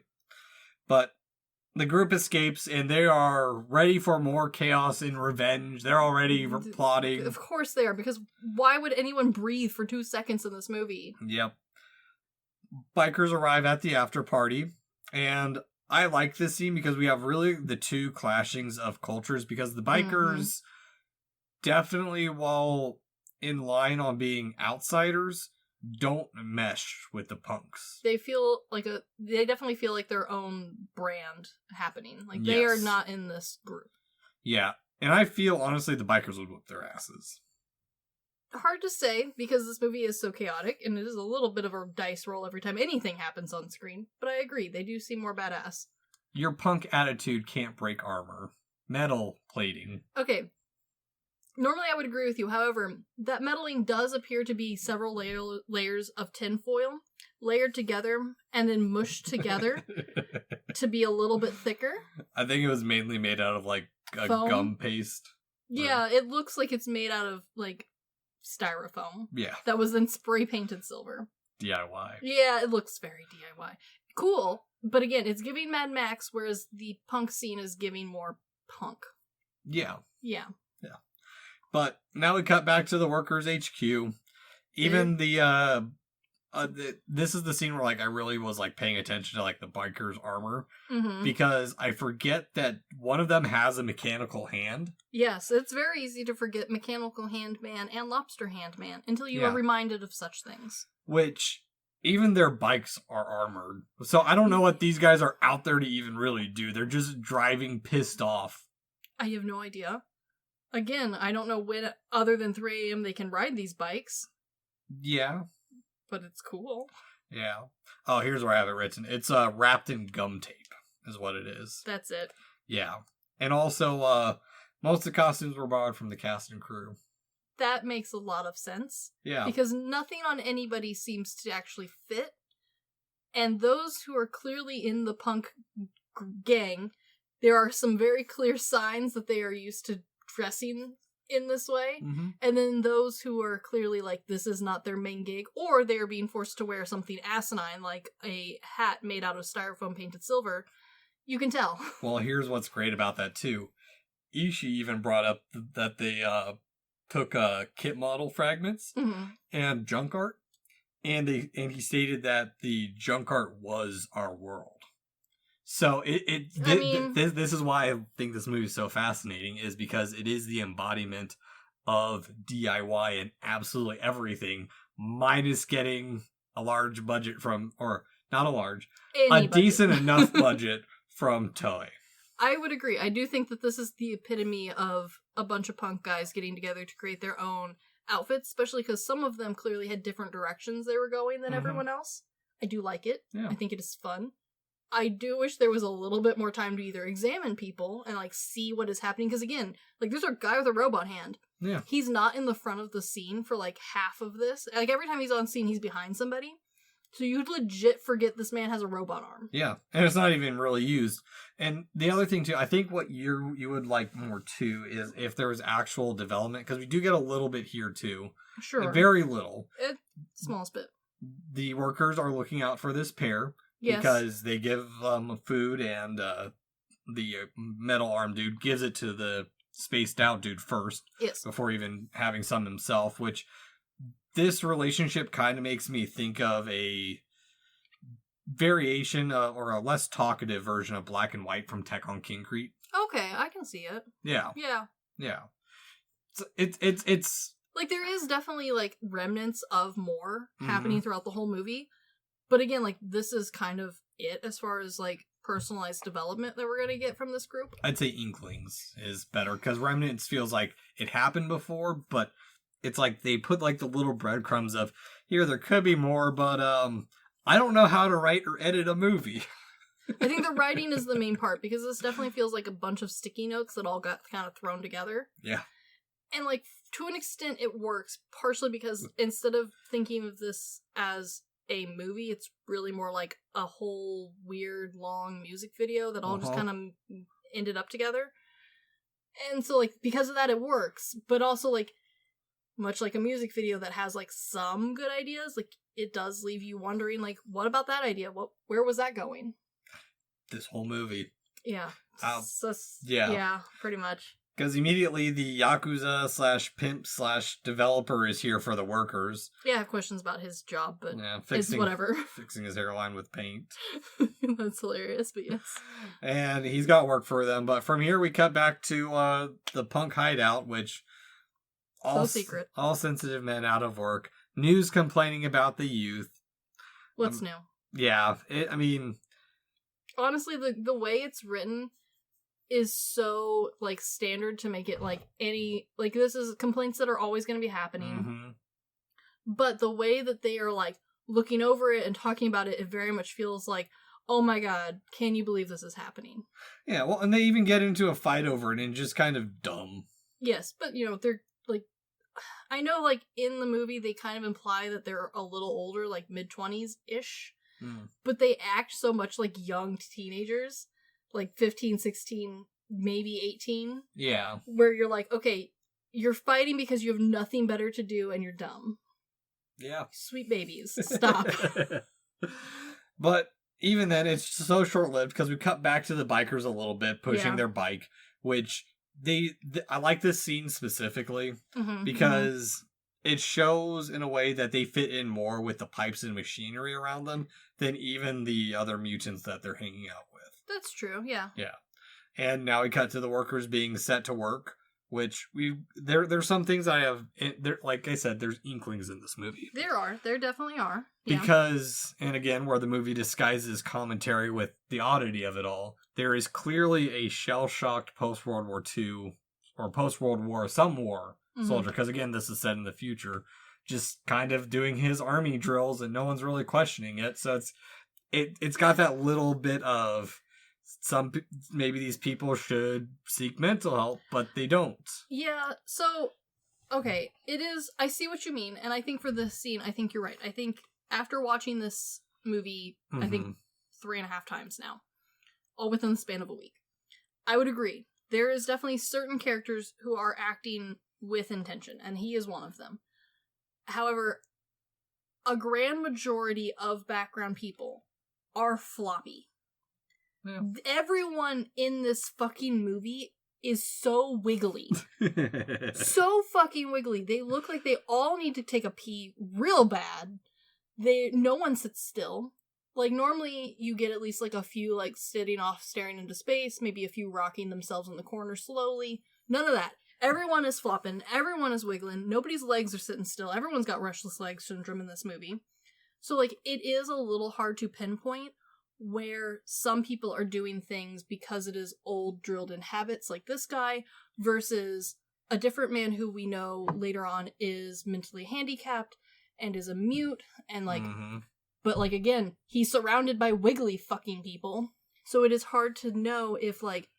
And, like, they're all together. So, like, it is a reasonable assumption in this specific scene to be like, okay, well, maybe there is a greater problem happening here. They're the people who have been left over by the war and forgotten. Sure. Which I would totally agree with you on, because I've seen this 3 times. However, the first time you watch this, I have in my notes... Why are people so fucking wiggly? Yeah. Why do they all have the wiggles? Because it's not just this scene. Every single person in the background, if they are not actively acting or giving dialogue, or like the only 2 people on screen, if there's anyone in the background, they are wiggling in this film. So it is very difficult to pinpoint like what the direction was supposed to be there. And I think part of that is just a young director. Yeah. Who like let's be real, there's not a very super clear direction happening in this movie, which is fine. Like, it's experimental, it's whatever. But it does mean that, like, it's hard to tell if we're wiggling because we're having a seizure, if we're on drugs, if we're mentally having a problem, if we're an ex-military man who's seeing war flashbacks. Unclear, because everyone is wiggling. Yeah. Well... So there's some other things about this I question too, because again, nothing's really explained. But the biker dude begrudgingly helps in the construction work. Yeah. Which I wonder if he's doing it because they helped him, or if he's angry because he see-throughs the Yakuza's act, but he just needs the money. I think this was kind of meant to be a bit of a, like, speaking point on, like, you can be angry with the world and with, quote-unquote, the man, but you still need to have money so that you don't die. Yeah. But, like, it's really hard to say, because, again, there's hardly any dialogue, and, like, there's no direction happening. True. And wiggling. Yeah. But now we cut back to the group, the main punks leaving the venue where they're pulled over. And here's why they're called Battle Police. I forgot that I wrote this in my notes. See? Okay, I wasn't the only one who found Battle Police. It's written on the side of their car. That's it! Okay, I knew that people, like, not everyone could have been, like, this creative altogether. But yes, they are called Battle Police. Okay, yeah. Good. But again, they do only show up to battle people, which is hilarious. Yeah. Which, it shows up, like, this whole scene is just to show their retaliation against the cops, and... Yeah, it's very much, fuck cops. Yeah, they end up getting chased by the cops again, and... Yeah. No, it's very punk. Yeah. It's very punk. Both antagonists look towards each other, and one thing, I'm glad we brought up the random words on shirts and stuff. Yes. The main band's car has KKK on the windshield. It sure fucking does. Which reminds me of how, in the early days of punk, they'd throw swastikas on things to piss off the elderly people. Yeah, so I tried to look into that a little bit. No mention from, of course, cast and crew on this, because why fucking would there be? Why would that make my life easier? It was a sticker on a car that someone threw on. Yeah. This is something that is still a problem in punk and just underground cultures in general. Punk, I know, is having a big problem with it now. Of people it originally started, yes, as like throwing the most heinous thing you could out there, to mostly rile people up, and also to say, like, look, like, you don't need to be worried, like, you don't need to be all that uptight about it, it's just letters, it's just a symbol. However, we have all, as a society, as a community, we have all learned from that point that no, that's not true. And even the punk community has agreed that let's not do that. However, unfortunately, this did create a breeding ground of people who thought that they were welcome in these spaces. Yep. So, that is this is like literally a window frame into old punk styling having created new punk problems. And we are currently dealing with trying to figure out what is the best way to make these people understand, like, no, you are not fucking welcome here. You should watch the movie Green Room if you haven't. I will have to get into it. It's, if you don't know the plot, it's, a punk on their tour has a last show that bombs, and this guy gives them a show to do, and they show up, and it's a neo-Nazi bar. Yeah. Patrick Stewart plays the head neo-Nazi. Good for him. Yeah. Solid movie. It was the last movie I saw that, before, Anton Yelnats died. Oh, okay, cool. Yeah. I will have to, I do remember it making, like, some scene, like, being recommended to me. Yeah. But I don't think I ever got around to it. I'll have to check it out. Because, yes, like, as someone who keeps their old punk toe in the pool as much as possible without reliving my stupid youth, I do know that is something that, like, is currently, like, we are still feeling the ramifications and, like, trying to figure out what the best way to deal with this specific, like, the problem we dug ourselves now. This movie sent me down a punk rabbit hole. I've been listening to Suicide and the Monks and yes. the E-Rockers all day. Yeah, no, all week I have, like, been on a binge of listening to all these old bands I haven't touched in a long time. And it's been a good time. But speaking of this band, they're arrested, and we cut back to the work site where the biker dude is a machine, and the sped up footage, while cheesy, helps. No, I agree, and I think part of the reason it looks good, even though it is sped up to the point where it is, like, a little goofy, is because, like we said earlier, purposefully this movie is shaky, purposely this movie's cutting is really jarring, and honestly, poorly timed. And also the camera is shaky and grainy. So, like, because this is sped up a little funky, it just kind of feels cool. Yeah, it works. It's cheesy and fun is what it is. It feels very much like a music video. Yeah. And speaking of music video, we cut back to the jail where it's all artsy and black and white, and it feels like part of the documentary of, like, a recreation of, we spent some time in jail. Yeah, and it's like, what was your offense? And, like, 2 people are in there for punching a guy. I spat on a baby. Yeah, it's like the dumbest thing possibly to be in jail for. Yeah, I love it. Yeah, but immediately from here, they're released and they're back to their hideout to practice. They don't even waste time. They go immediately back to, quote unquote, remember, the secret hideout. Yes. Of note, we actually have one of the characters' names in this scene. One of them's named Tetsuo, which I wonder if, I don't have any proof. I haven't really done a full deep dive into Tetsuo the Iron Man, but I wonder. I wonder too. However, it would be such a stretch because while this is where we get a person's name, it wasn't until the 3rd time I watched this movie, and I watched it each time with subtitles because it's the only way I can watch it. I didn't catch anyone's name until the 3rd watching.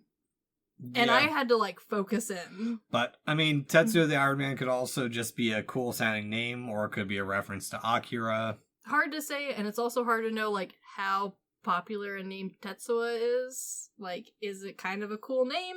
Or at the time, was it a kind of a cool name? Kind of like a Chad at one point, and now it's a bad, like, meh. For a Westerner, I know it sounds cool. It does sound cool. Yeah. I'm down. But also, like, I am influenced by these movies, so. And we could be saying it wrong, too, because my sister-in-law's mom, I wore an Akira sweater the last day I saw her, and she corrected me on how to actually say it. It's more like the Gojira, it's Akira. Well, we do what we can, but unfortunately there's not much we can do. A decade of saying a movie a certain way. And on top of that, I have no one to correct me ever, so... Alejandro Jodorowsky. As I learned when I had to read out loud in class, I do not pronounce nothing right, so... Yeah. Here we are. But we finally cut back to the pimped out girl this is the second scene. We haven't seen her for a long time. No, but boy, does she leave a lasting memory. And part of it is because the only other, like, girls or women in this movie are, like, fangirls that are, like, flocking around either the race car scenes or the, like, stage scenes. Well, some of the fangirls also feel like just that. Fangirls who are there for the bad boys, but they're only there on the weekend. There's a handful of women background characters, but most of them are either fucking wiggly again, or they're just like standing around having a smoke. Like they don't interact with anyone. They're just there to fill space. Yeah, but so she's like the only one we get that has a line. Well, and what I think is interesting about what little we do see of her is one thing that she's definitely not doing well. No, and that is very evident. And this, she as a character feels like a reflection of the consequences of the quote-unquote punk lifestyle, much like the baby in Train Spotting or Bob in SLC Punk. I could definitely agree with that. I also think that she just kind of represents, like, this overall concept of, like, living on the edge in general. Yeah. Because I think, like, the first time we see her, she gets no lines. She gets spoken for, like, her pimp speaks all, like, for her entirely. Yep. The next time we see her, she doesn't say anything at all. So, like, this is her, like, 2 lines, and her 2 lines are, I can't do it anymore. I want out. Could also be commentary on, women in the punk society. And also just having band groupies, too. Like, there was definitely, like, the 80s were known for a specific style of life. Yeah. And it wasn't a healthy one. There's a reason a lot of those fuckers are dead. Yeah. Again, inklings of commentary, but nothing fully... And it could have been a very... Like, it's clearly, like, someone thought about this and, like, input this in the movie for a reason, because with the exception of tying in a little bit to the Yakuza guy, and honestly, like, even if we lost her scene entirely, he's still a bad guy and easily could have continued without her. She has nothing to do with the rest of this. Yeah. She's just kind of a commentary. Until kind of part of it. Yeah, like I said, a kind of part of it. Like, someone thought about this a little bit, but we either are missing scenes that tie it together, or, like, it just wasn't a fleshed out thought. Not sure which. Yeah. Because immediately from this, we cut to the spaz dude now seeing the future in an epileptic seizure, and now sees death and chaos. I suppose that's what happened. I'm not gonna lie.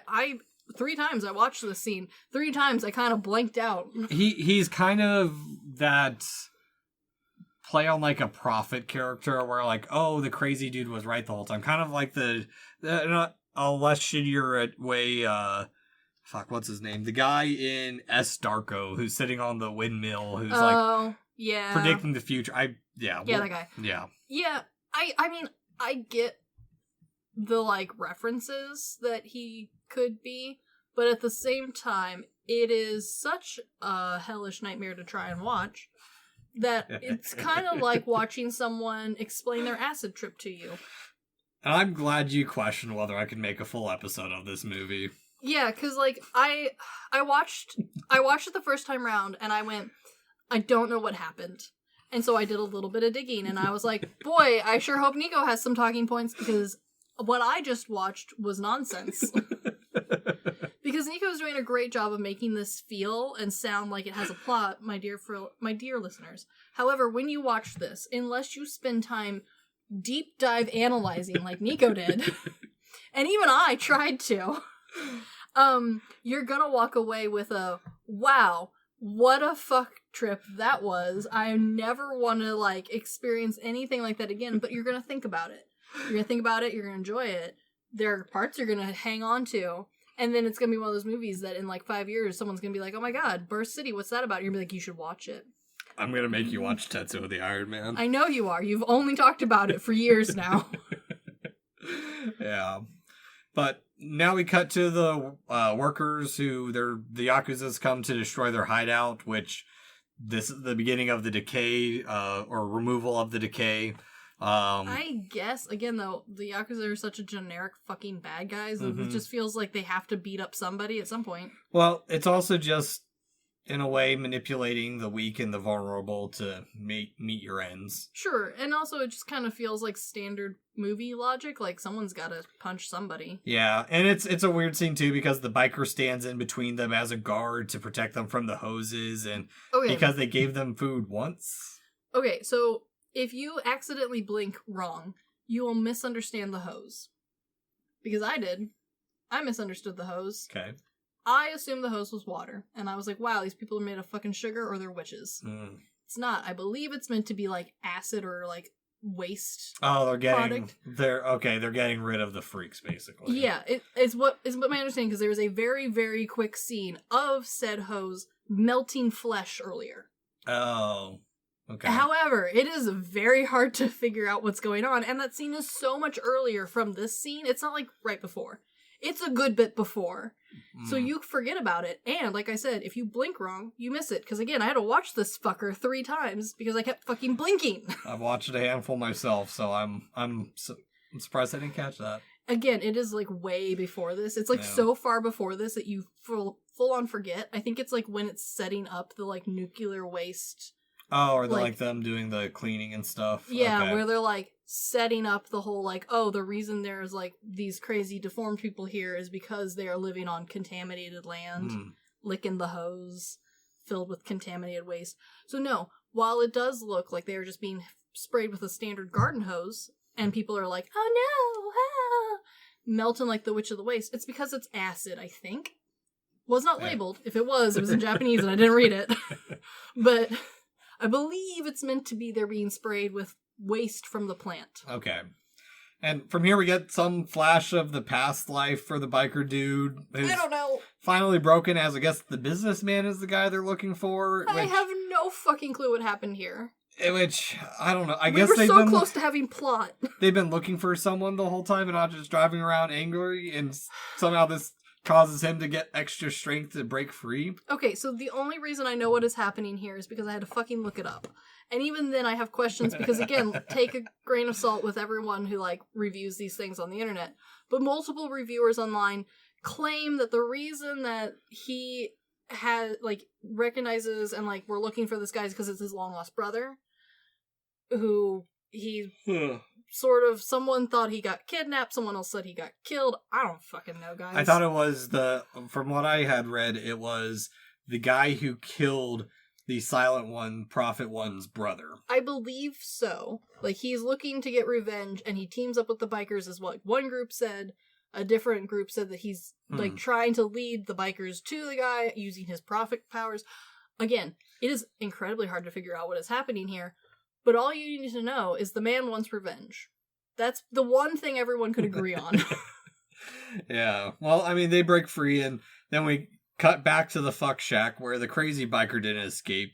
And we get the a very nice ass crack shot that's constantly in view for this movie. It is a lot of ass. It's not necessarily ass I had chose to see. I'm not complaining. It's not the worst ass I've seen on screen. It's better than trying that one scene in Tokyo Gore Police. Oh god, yeah. Yeah, okay. And honestly, that wasn't even the ass I was thinking about. I can't remember which like full-on American movie I had watched where like the main hero's guys just got the flattest bum. I think it's a shower scene too. I can't remember them.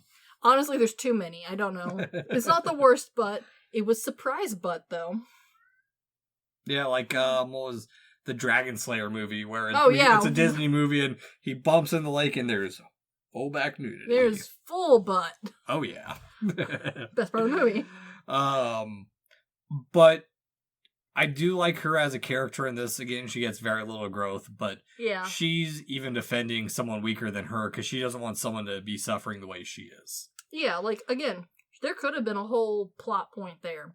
But we lost it somewhere. The businessman's a bad guy. He brought someone else there to do the job, too. Yeah. Yeah. But we cut back to the Yakuza lair for a little bit and then the bands take to the streets. The robe in this part feels very, very Akira-like. I would agree. And, oh my god, the lyrics were so bad for this scene. Okay, so I did wonder about this. Do you know how, like, there's some... Rock is, I think, probably the current and biggest offender, but I would argue that this style of punk evolved into rock. Where the lyrics are either sped, like, sung very quickly, or, like, the singer has a very thick accent, or sings a mumbled style, so you don't really know what's happening. It's like Suicidal Tendencies, that one song where it's, I just wanted a Pepsi, and she said, no, you're on drugs, but really, I just wanted a Pepsi. Yeah, where he goes on, like, a rant, and then, like, mentally breaks down halfway through the song. Yeah. I wonder if it's kind of like that versus, like, maybe, like, Red Hot Chili Peppers, where, like, some of the songs do have important lyrics. However, because he fucking mumbles the whole song, and I will not apologize for saying that, my husband makes me listen to so much fucking goddamn Red Hot Chili Peppers. No one knows what they're saying. It's like the spots in Dance Gavin Dance that... Like, you don't know what's happening? Like, God, any of John Mess's lines, basically. Yeah, no, I know exactly. I had to look those up back in the day. I'm in a rhythm omelet. I feel so egg. What does it mean? But, like, it does make me wonder if the lyrics to this were kind of supposed to, like, hit in the same way those, like, we have a lot more examples nowadays that we can think of rock songs that, like, it is hard to either understand the lyrics or they are purposefully, like, sped up or, like, not part of the radio version of the song.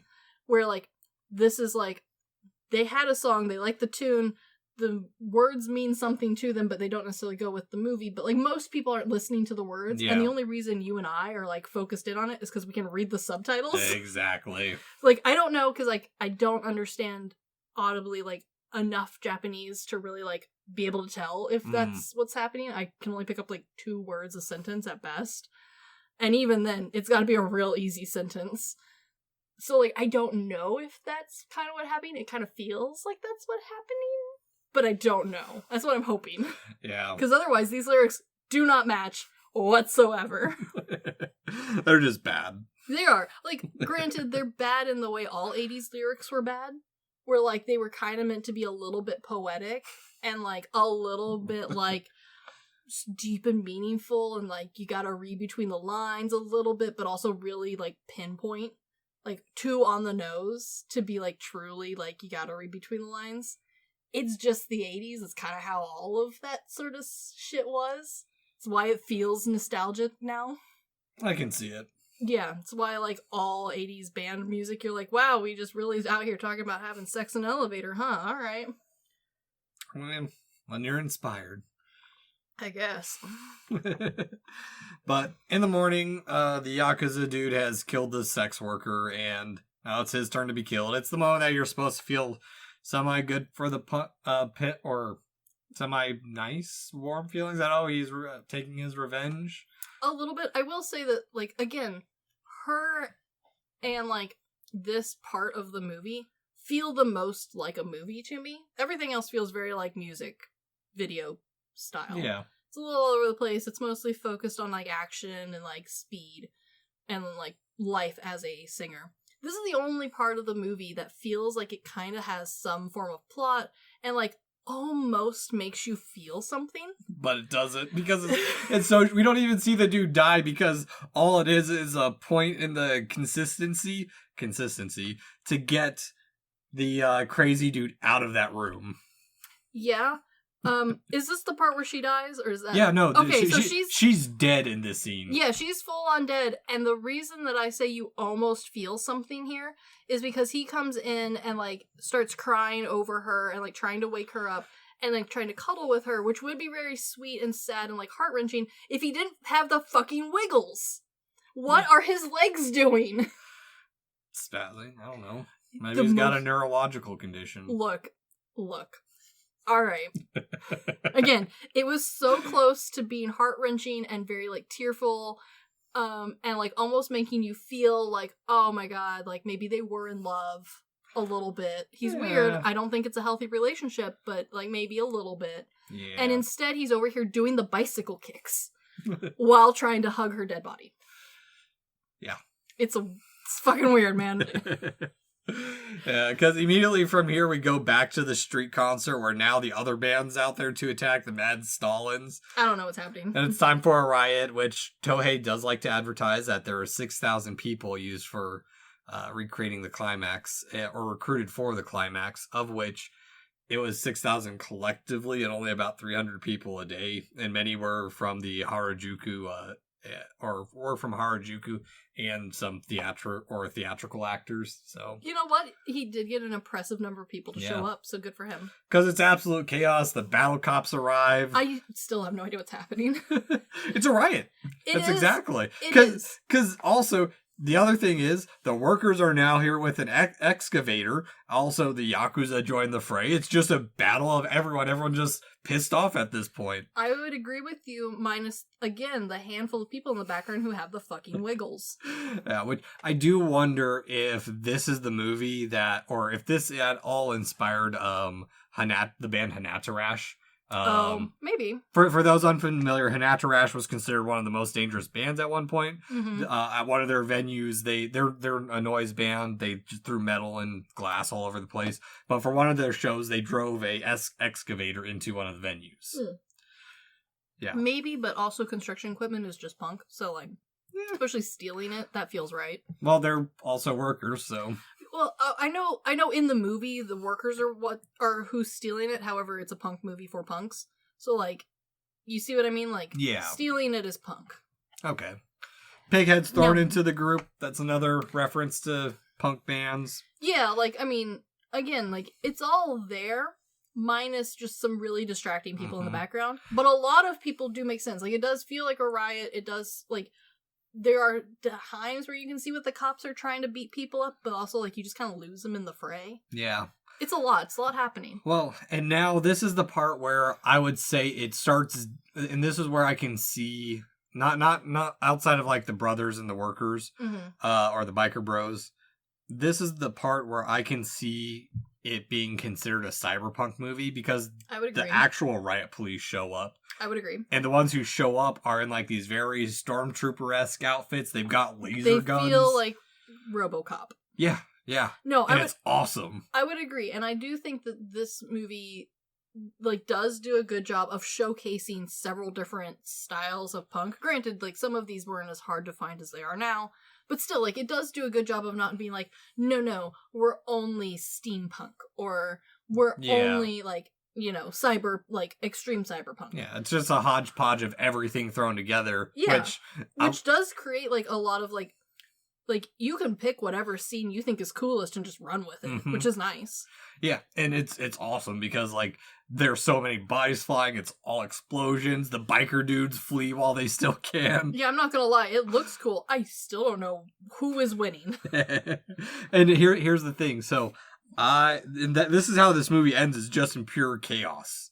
Yeah. And the biker boys running away and more shots of the street, but this ending is so many loosely mashed stories. You call them stories, but they're more general thoughts. It feels like just this cosmic flare of nothingness. Yes. And it makes me kind of think of the ending of Gangs of New York. A little bit, yeah. Where it's this great epic story, but it means fucking nothing. I do agree there. The ending, especially with how chaotic it is, definitely. But where Gangs of New York did try to have some semblance of something to talk about and overarching clearly defined concept. Yeah. This one is so over the top and all over the place that unless you are already either, well, and now it's it's no longer even this movie's so old now that it's not even you can say, are you currently interested in, who's currently interested in 1980s Japanese punk? Yo. Other than yo. There's not a group of generalized audience that could come out to this movie anymore, which is kind of how this movie managed to get a bit of a following. Well, I mean, that's why it's on Arrow and other Ishii films are on Third Window, is because those are the people who are fascinated with old cult films and keeping them alive.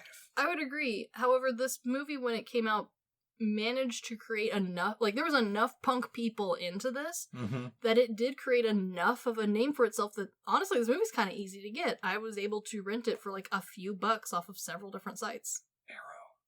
You can get, I would say, you can get the Arrow one. That's why, is because Arrow is the one who distributes even the streaming rights. That does help, however, like, you can get it for free as long as you speak Portuguese.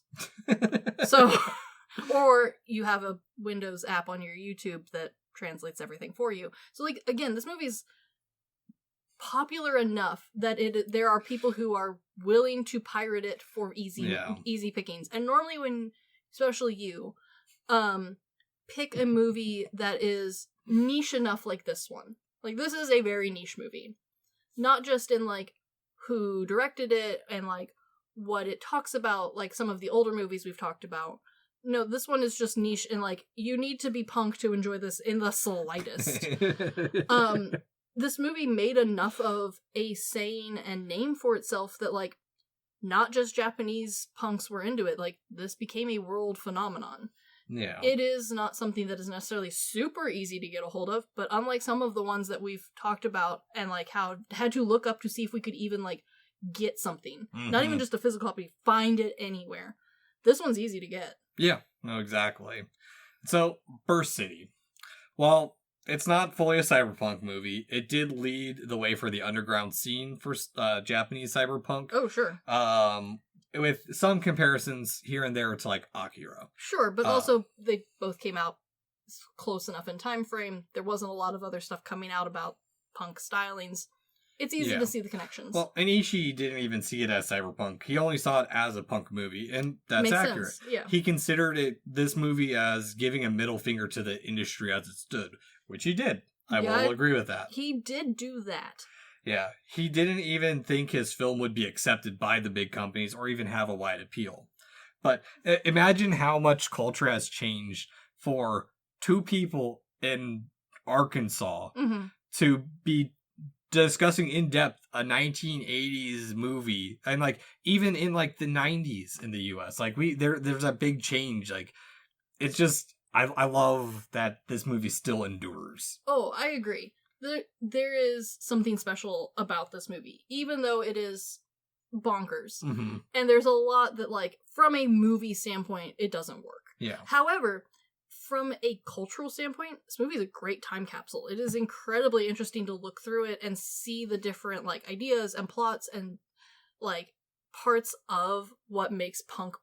And honestly, still do, which is great, and I love it. Like, there's a lot wrong with this movie, which was most critics' complaints. However, a lot of critics apparently are punks, because, like, a lot of people, not even just Japanese critics, but worldwide critics, still to this day have good things to say about this movie. For some reason, Sailor Suit and Machine Guns was popular too, so... Yeah, not really sure, like, why the overlap between punk people and movie people exists, but it clearly does, because not only was this movie, like, fairly well received, people bought it. Like, not, like, over the top bought it enough to be like, oh my god, this is where the future of movies lie, but enough to preserve it better than most of the, like, underground movies we talk about. Yeah. Well, and speaking of underground movies, Ishii considers one of his later short films, Asia Strikes Back, a movie that was filmed specifically to be the background behind a band that he was in, is definitely more in lines with cyberpunk. And having seen both, I absolutely agree. Asia Strikes Back, or also known as the Strike Back of Asia, is definitely more in line with the low-tech, low-life, while also including the psychic powers that we kind of see in some of these movies. Oh, sure. Something that Akira had begun to show in the manga around a little bit before this as well. I think the original volume, like, 1 of Akira ended in, like, 83, and Asia Strikes Back came out later that year or the next year. I didn't write down the dates. And, I mean, you can really see where they're connected, but where they're also different in more popular cyberpunk. So, like, I'm, again, going back to most people when I talk to in America, we have the high-tech view, i.e., like, Ghost in the Shell, Blade Runner, Akira. Those are definitely the most popular current versions, yeah. Yeah, and that's not going into manga as well because there's a fuck ton of that too. I would say that those are definitely... Manga, I think, makes it easier to see as, like, a general person, like, the different stylings of punk. I think that we are currently in a phase where, like, techno-punk became such a huge, easily recognizable thing that it's kind of, like, hard to go back and not end up back in the 80s. Yeah. And so the other side of things that I particularly enjoy, and I've mentioned this movie specifically quite a bit, we have Tetsuo the Iron Man, which arguably perfected the underground cyberpunk genre. But also of note, we have 964 Pinocchio, which finally had a re-release in the US, Death Powder, but also we have some adjacent films, including Tokyo Gore Police, Meatball Machine, which your husband turned off real quick after we watched Gozu. I can understand that. Also a very DIY movie, and I love the behind the scenes of that one too. As well as the 5th movie in the Guinea Pig franchise. It's like called Android of Notre Dame or something. Okay. And I'd say Burst City as well as like Tetsuo the Iron Man align a little bit more with the Western film Eraserhead. I can see that. I think there's definitely a lot to be said for a film that unapologetically is so DIY with a passion. Like, it is something that is very easy to see, like, where if you're pulling everyone in the group who is into a specific genre, whatever that might be, whether it's horror or some type of punk interpretation or whatever subculture, we've talked about this before.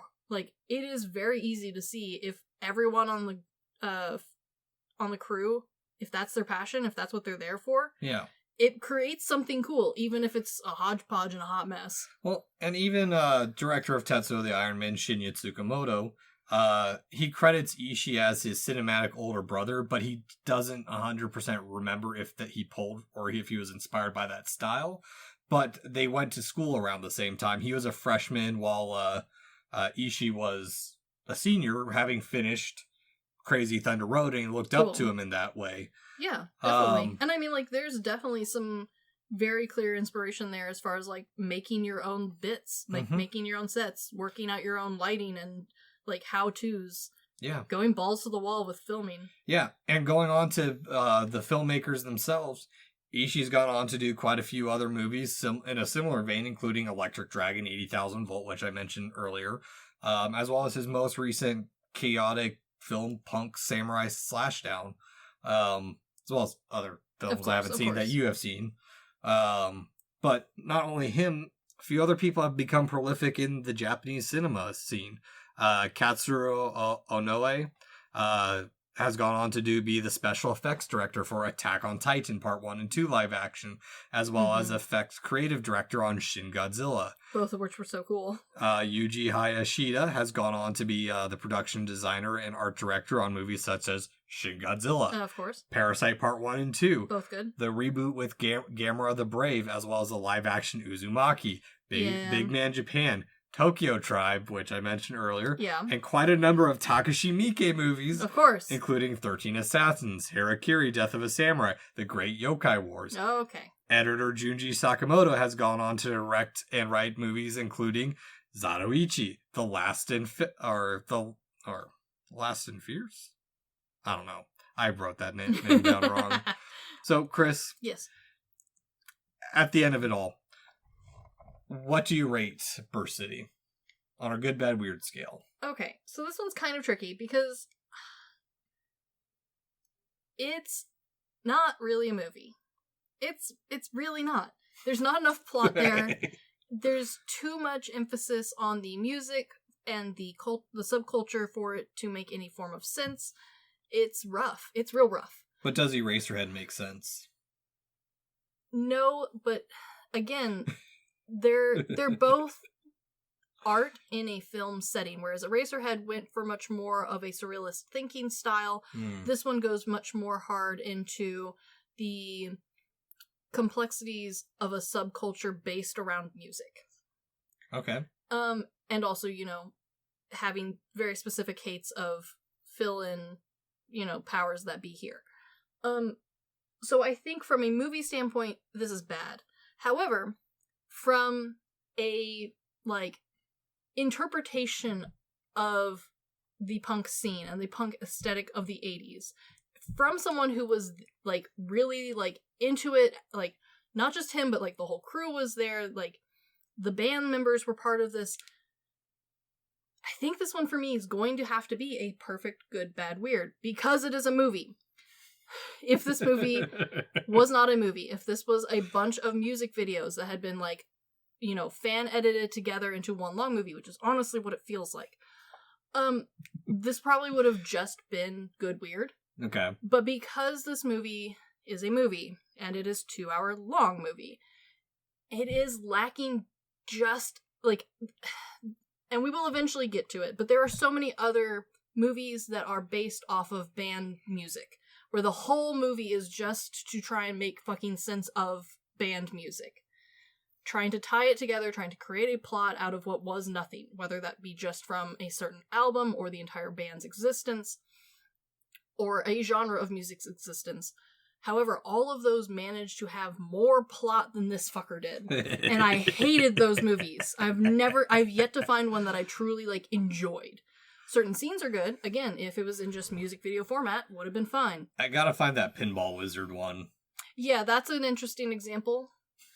I think the most current, example would be Across the Universe, which is the movie version of the Beatles music, where they try to have a plot throughout the whole thing, but it's Beatles music. It's just a fucking acid trip, guys. Calm down. It's not that deep. But again, I hated that movie. It was not good. There's a lot wrong with it. It doesn't even really do the Beatles that much justice. It doesn't explain them or their music or what was happening at the time very well. It just kind of loosely throws together plot points that you already knew were happening, like the war and the fear around it. Yeah. But it still had a plot. So as a movie, it made sense. This one as a movie is bad only because the movie portion of it doesn't work. Everything else is good. Everything else about this I like. But it's not a movie. Yeah. I also have to give it the holy trifecta of good, bad, and weird because, one, I find this movie entertaining. It is entertaining. It is definitely entertaining. It's bad in the fact that it is a rather incoherent mess. It's just this mash of punk, which honestly is perfect for it. And everything really goes nowhere. It's just chaos and weird because it's just... Yeah. But at the same time, it's oddly cohesive in its mashing of science fiction elements, the punk scene, dystopia, as well as, oddly enough, a Yakuza flick. Yeah, it all does come together. Yeah. It's just not a movie. Yeah, well, and I think what sums it up is Ishii even recognizes this movie is all over the place and considers it an unfinished product because he had to rush the ending of it because he had a hard deadline. I giggle thinking that he thinks fixing the ending would fix this movie. I think if he had more time to actually edit. I agree, because I think he had a lot of ideas, and it was very obvious listening to his interview on it that he did have a lot of ideas, and he definitely had a lot of passion for this project. However, even he didn't know what he filmed sometimes. Oh, yeah. But I do like what he states is there's no way a film can convey a message in a 3-minute punk music than 3 minutes like punk music can. I agree with him. And while, again, this music does feel dated because it is dated, the music is honestly the best part of this movie. The soundtrack, even the shitty one on Spotify that's not even the full thing, is still really good. It's still a bop. Yeah, but I do also just like this movie. It does have a lasting effect, and it opened a way for young filmmakers to find a way in Japan.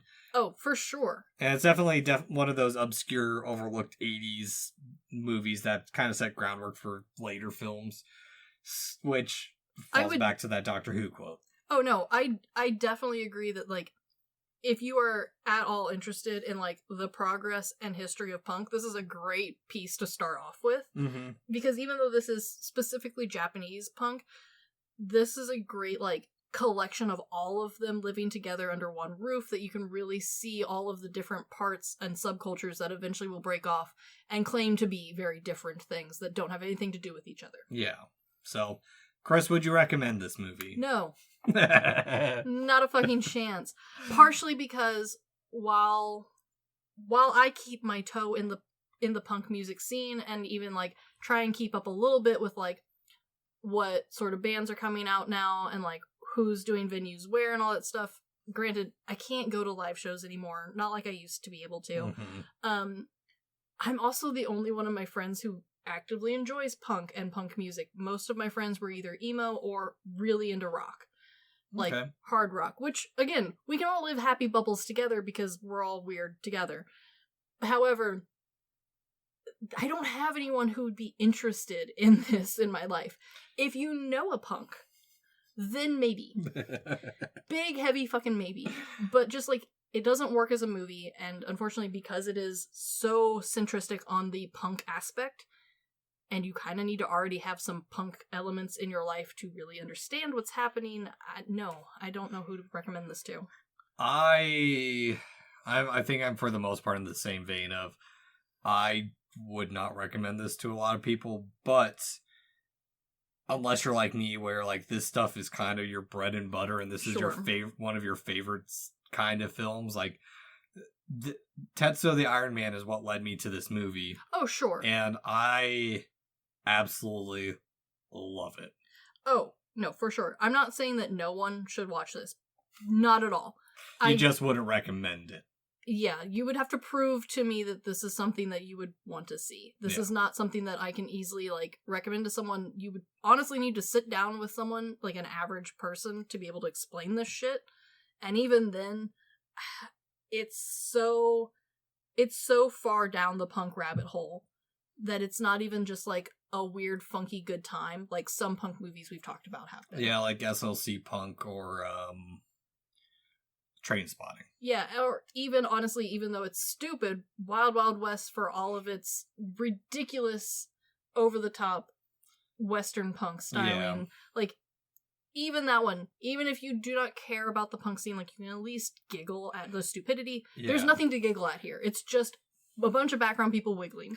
Yeah, I still gotta see, Rock and Roll High, the movie that the Ramones were in. Yeah. So, but it comes to that part of the show, the 3 Degrees of Takashi Miike. I have no doubt in my mind that you're going to be able to get this one. So, actually on this one, when we originally came up with this game, I tested it out, and this is back when I was manually trying to find connections instead of using the Oracle of Bacon. This is where I was having a very hard time finding it. But, oh, really? Yeah. But that was all me manually collecting. I gotcha. Yeah. So, in year 5, Good, Bad, and Weird, we are decided to start a game. Everyone knows the rules at this point, hopefully, but for those who don't, 3 degrees to get to Takashi Miike. Has to be a movie connection. Can't use the connection, i.e. movie, actor, writer, or director twice. As well, I have to try and make the plot or in thematic ties if applicable. And what happens if I win? Next season, a full month of Takashi Miike. If Chris wins, an entire month of Barbie. Hooray. I'm slowly losing faith, though. You've gotten pretty good at this game. Yeah. We should have put it at 2 degrees. That would have made it harder. Well, maybe next year. But for the first time, I am going to be connecting the writer.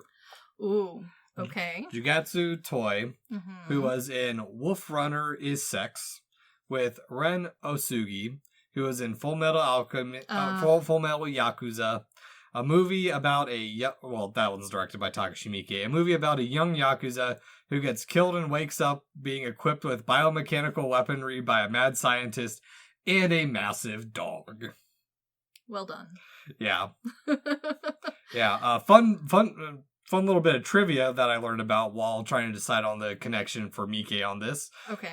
Was that there's an Animal Crossing movie that Miike is in? I'm fucking sorry, there is a what? An Animal Crossing movie. I found it on Facebook. It is, and he plays Rokusuke, who is Pascal in the West, the otter. Takashi Miike is the thoughtful, thought-provoking otter. You mean the high off of his ass surfing otter who stakes my shit and then gives me crap in return.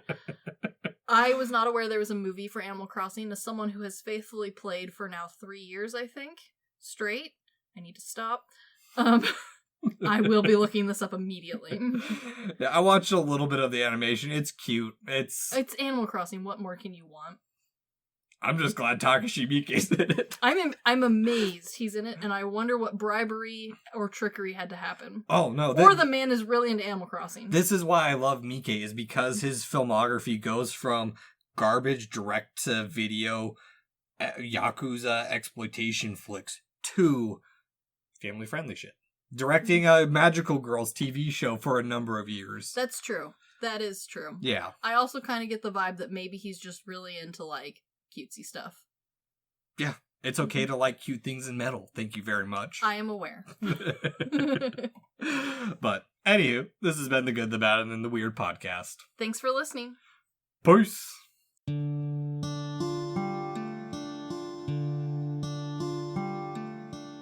Thank you for stopping by this here town of the good, the bad, and the weird. We appreciate your listenership, and if you want more of our takes in your life, feel free to check us out on social media at The Good, the Bad, and the Weird Podcast, or TGTBTW for short. As well, if we missed a fact, your favorite part of a movie, or just have a suggestion and want to reach out and say howdy, feel free to email us at tgtbtwpodcast@gmail.com. And feel free to join our Discord at The Good, the Bad, and the Weird Podcast, where we talk about movies, just share random banter here and there. And always, check out our podcasters, streamers, or any other content creator we shout out in our episodes. We really appreciate it. And as always, thank you for listening. Peace!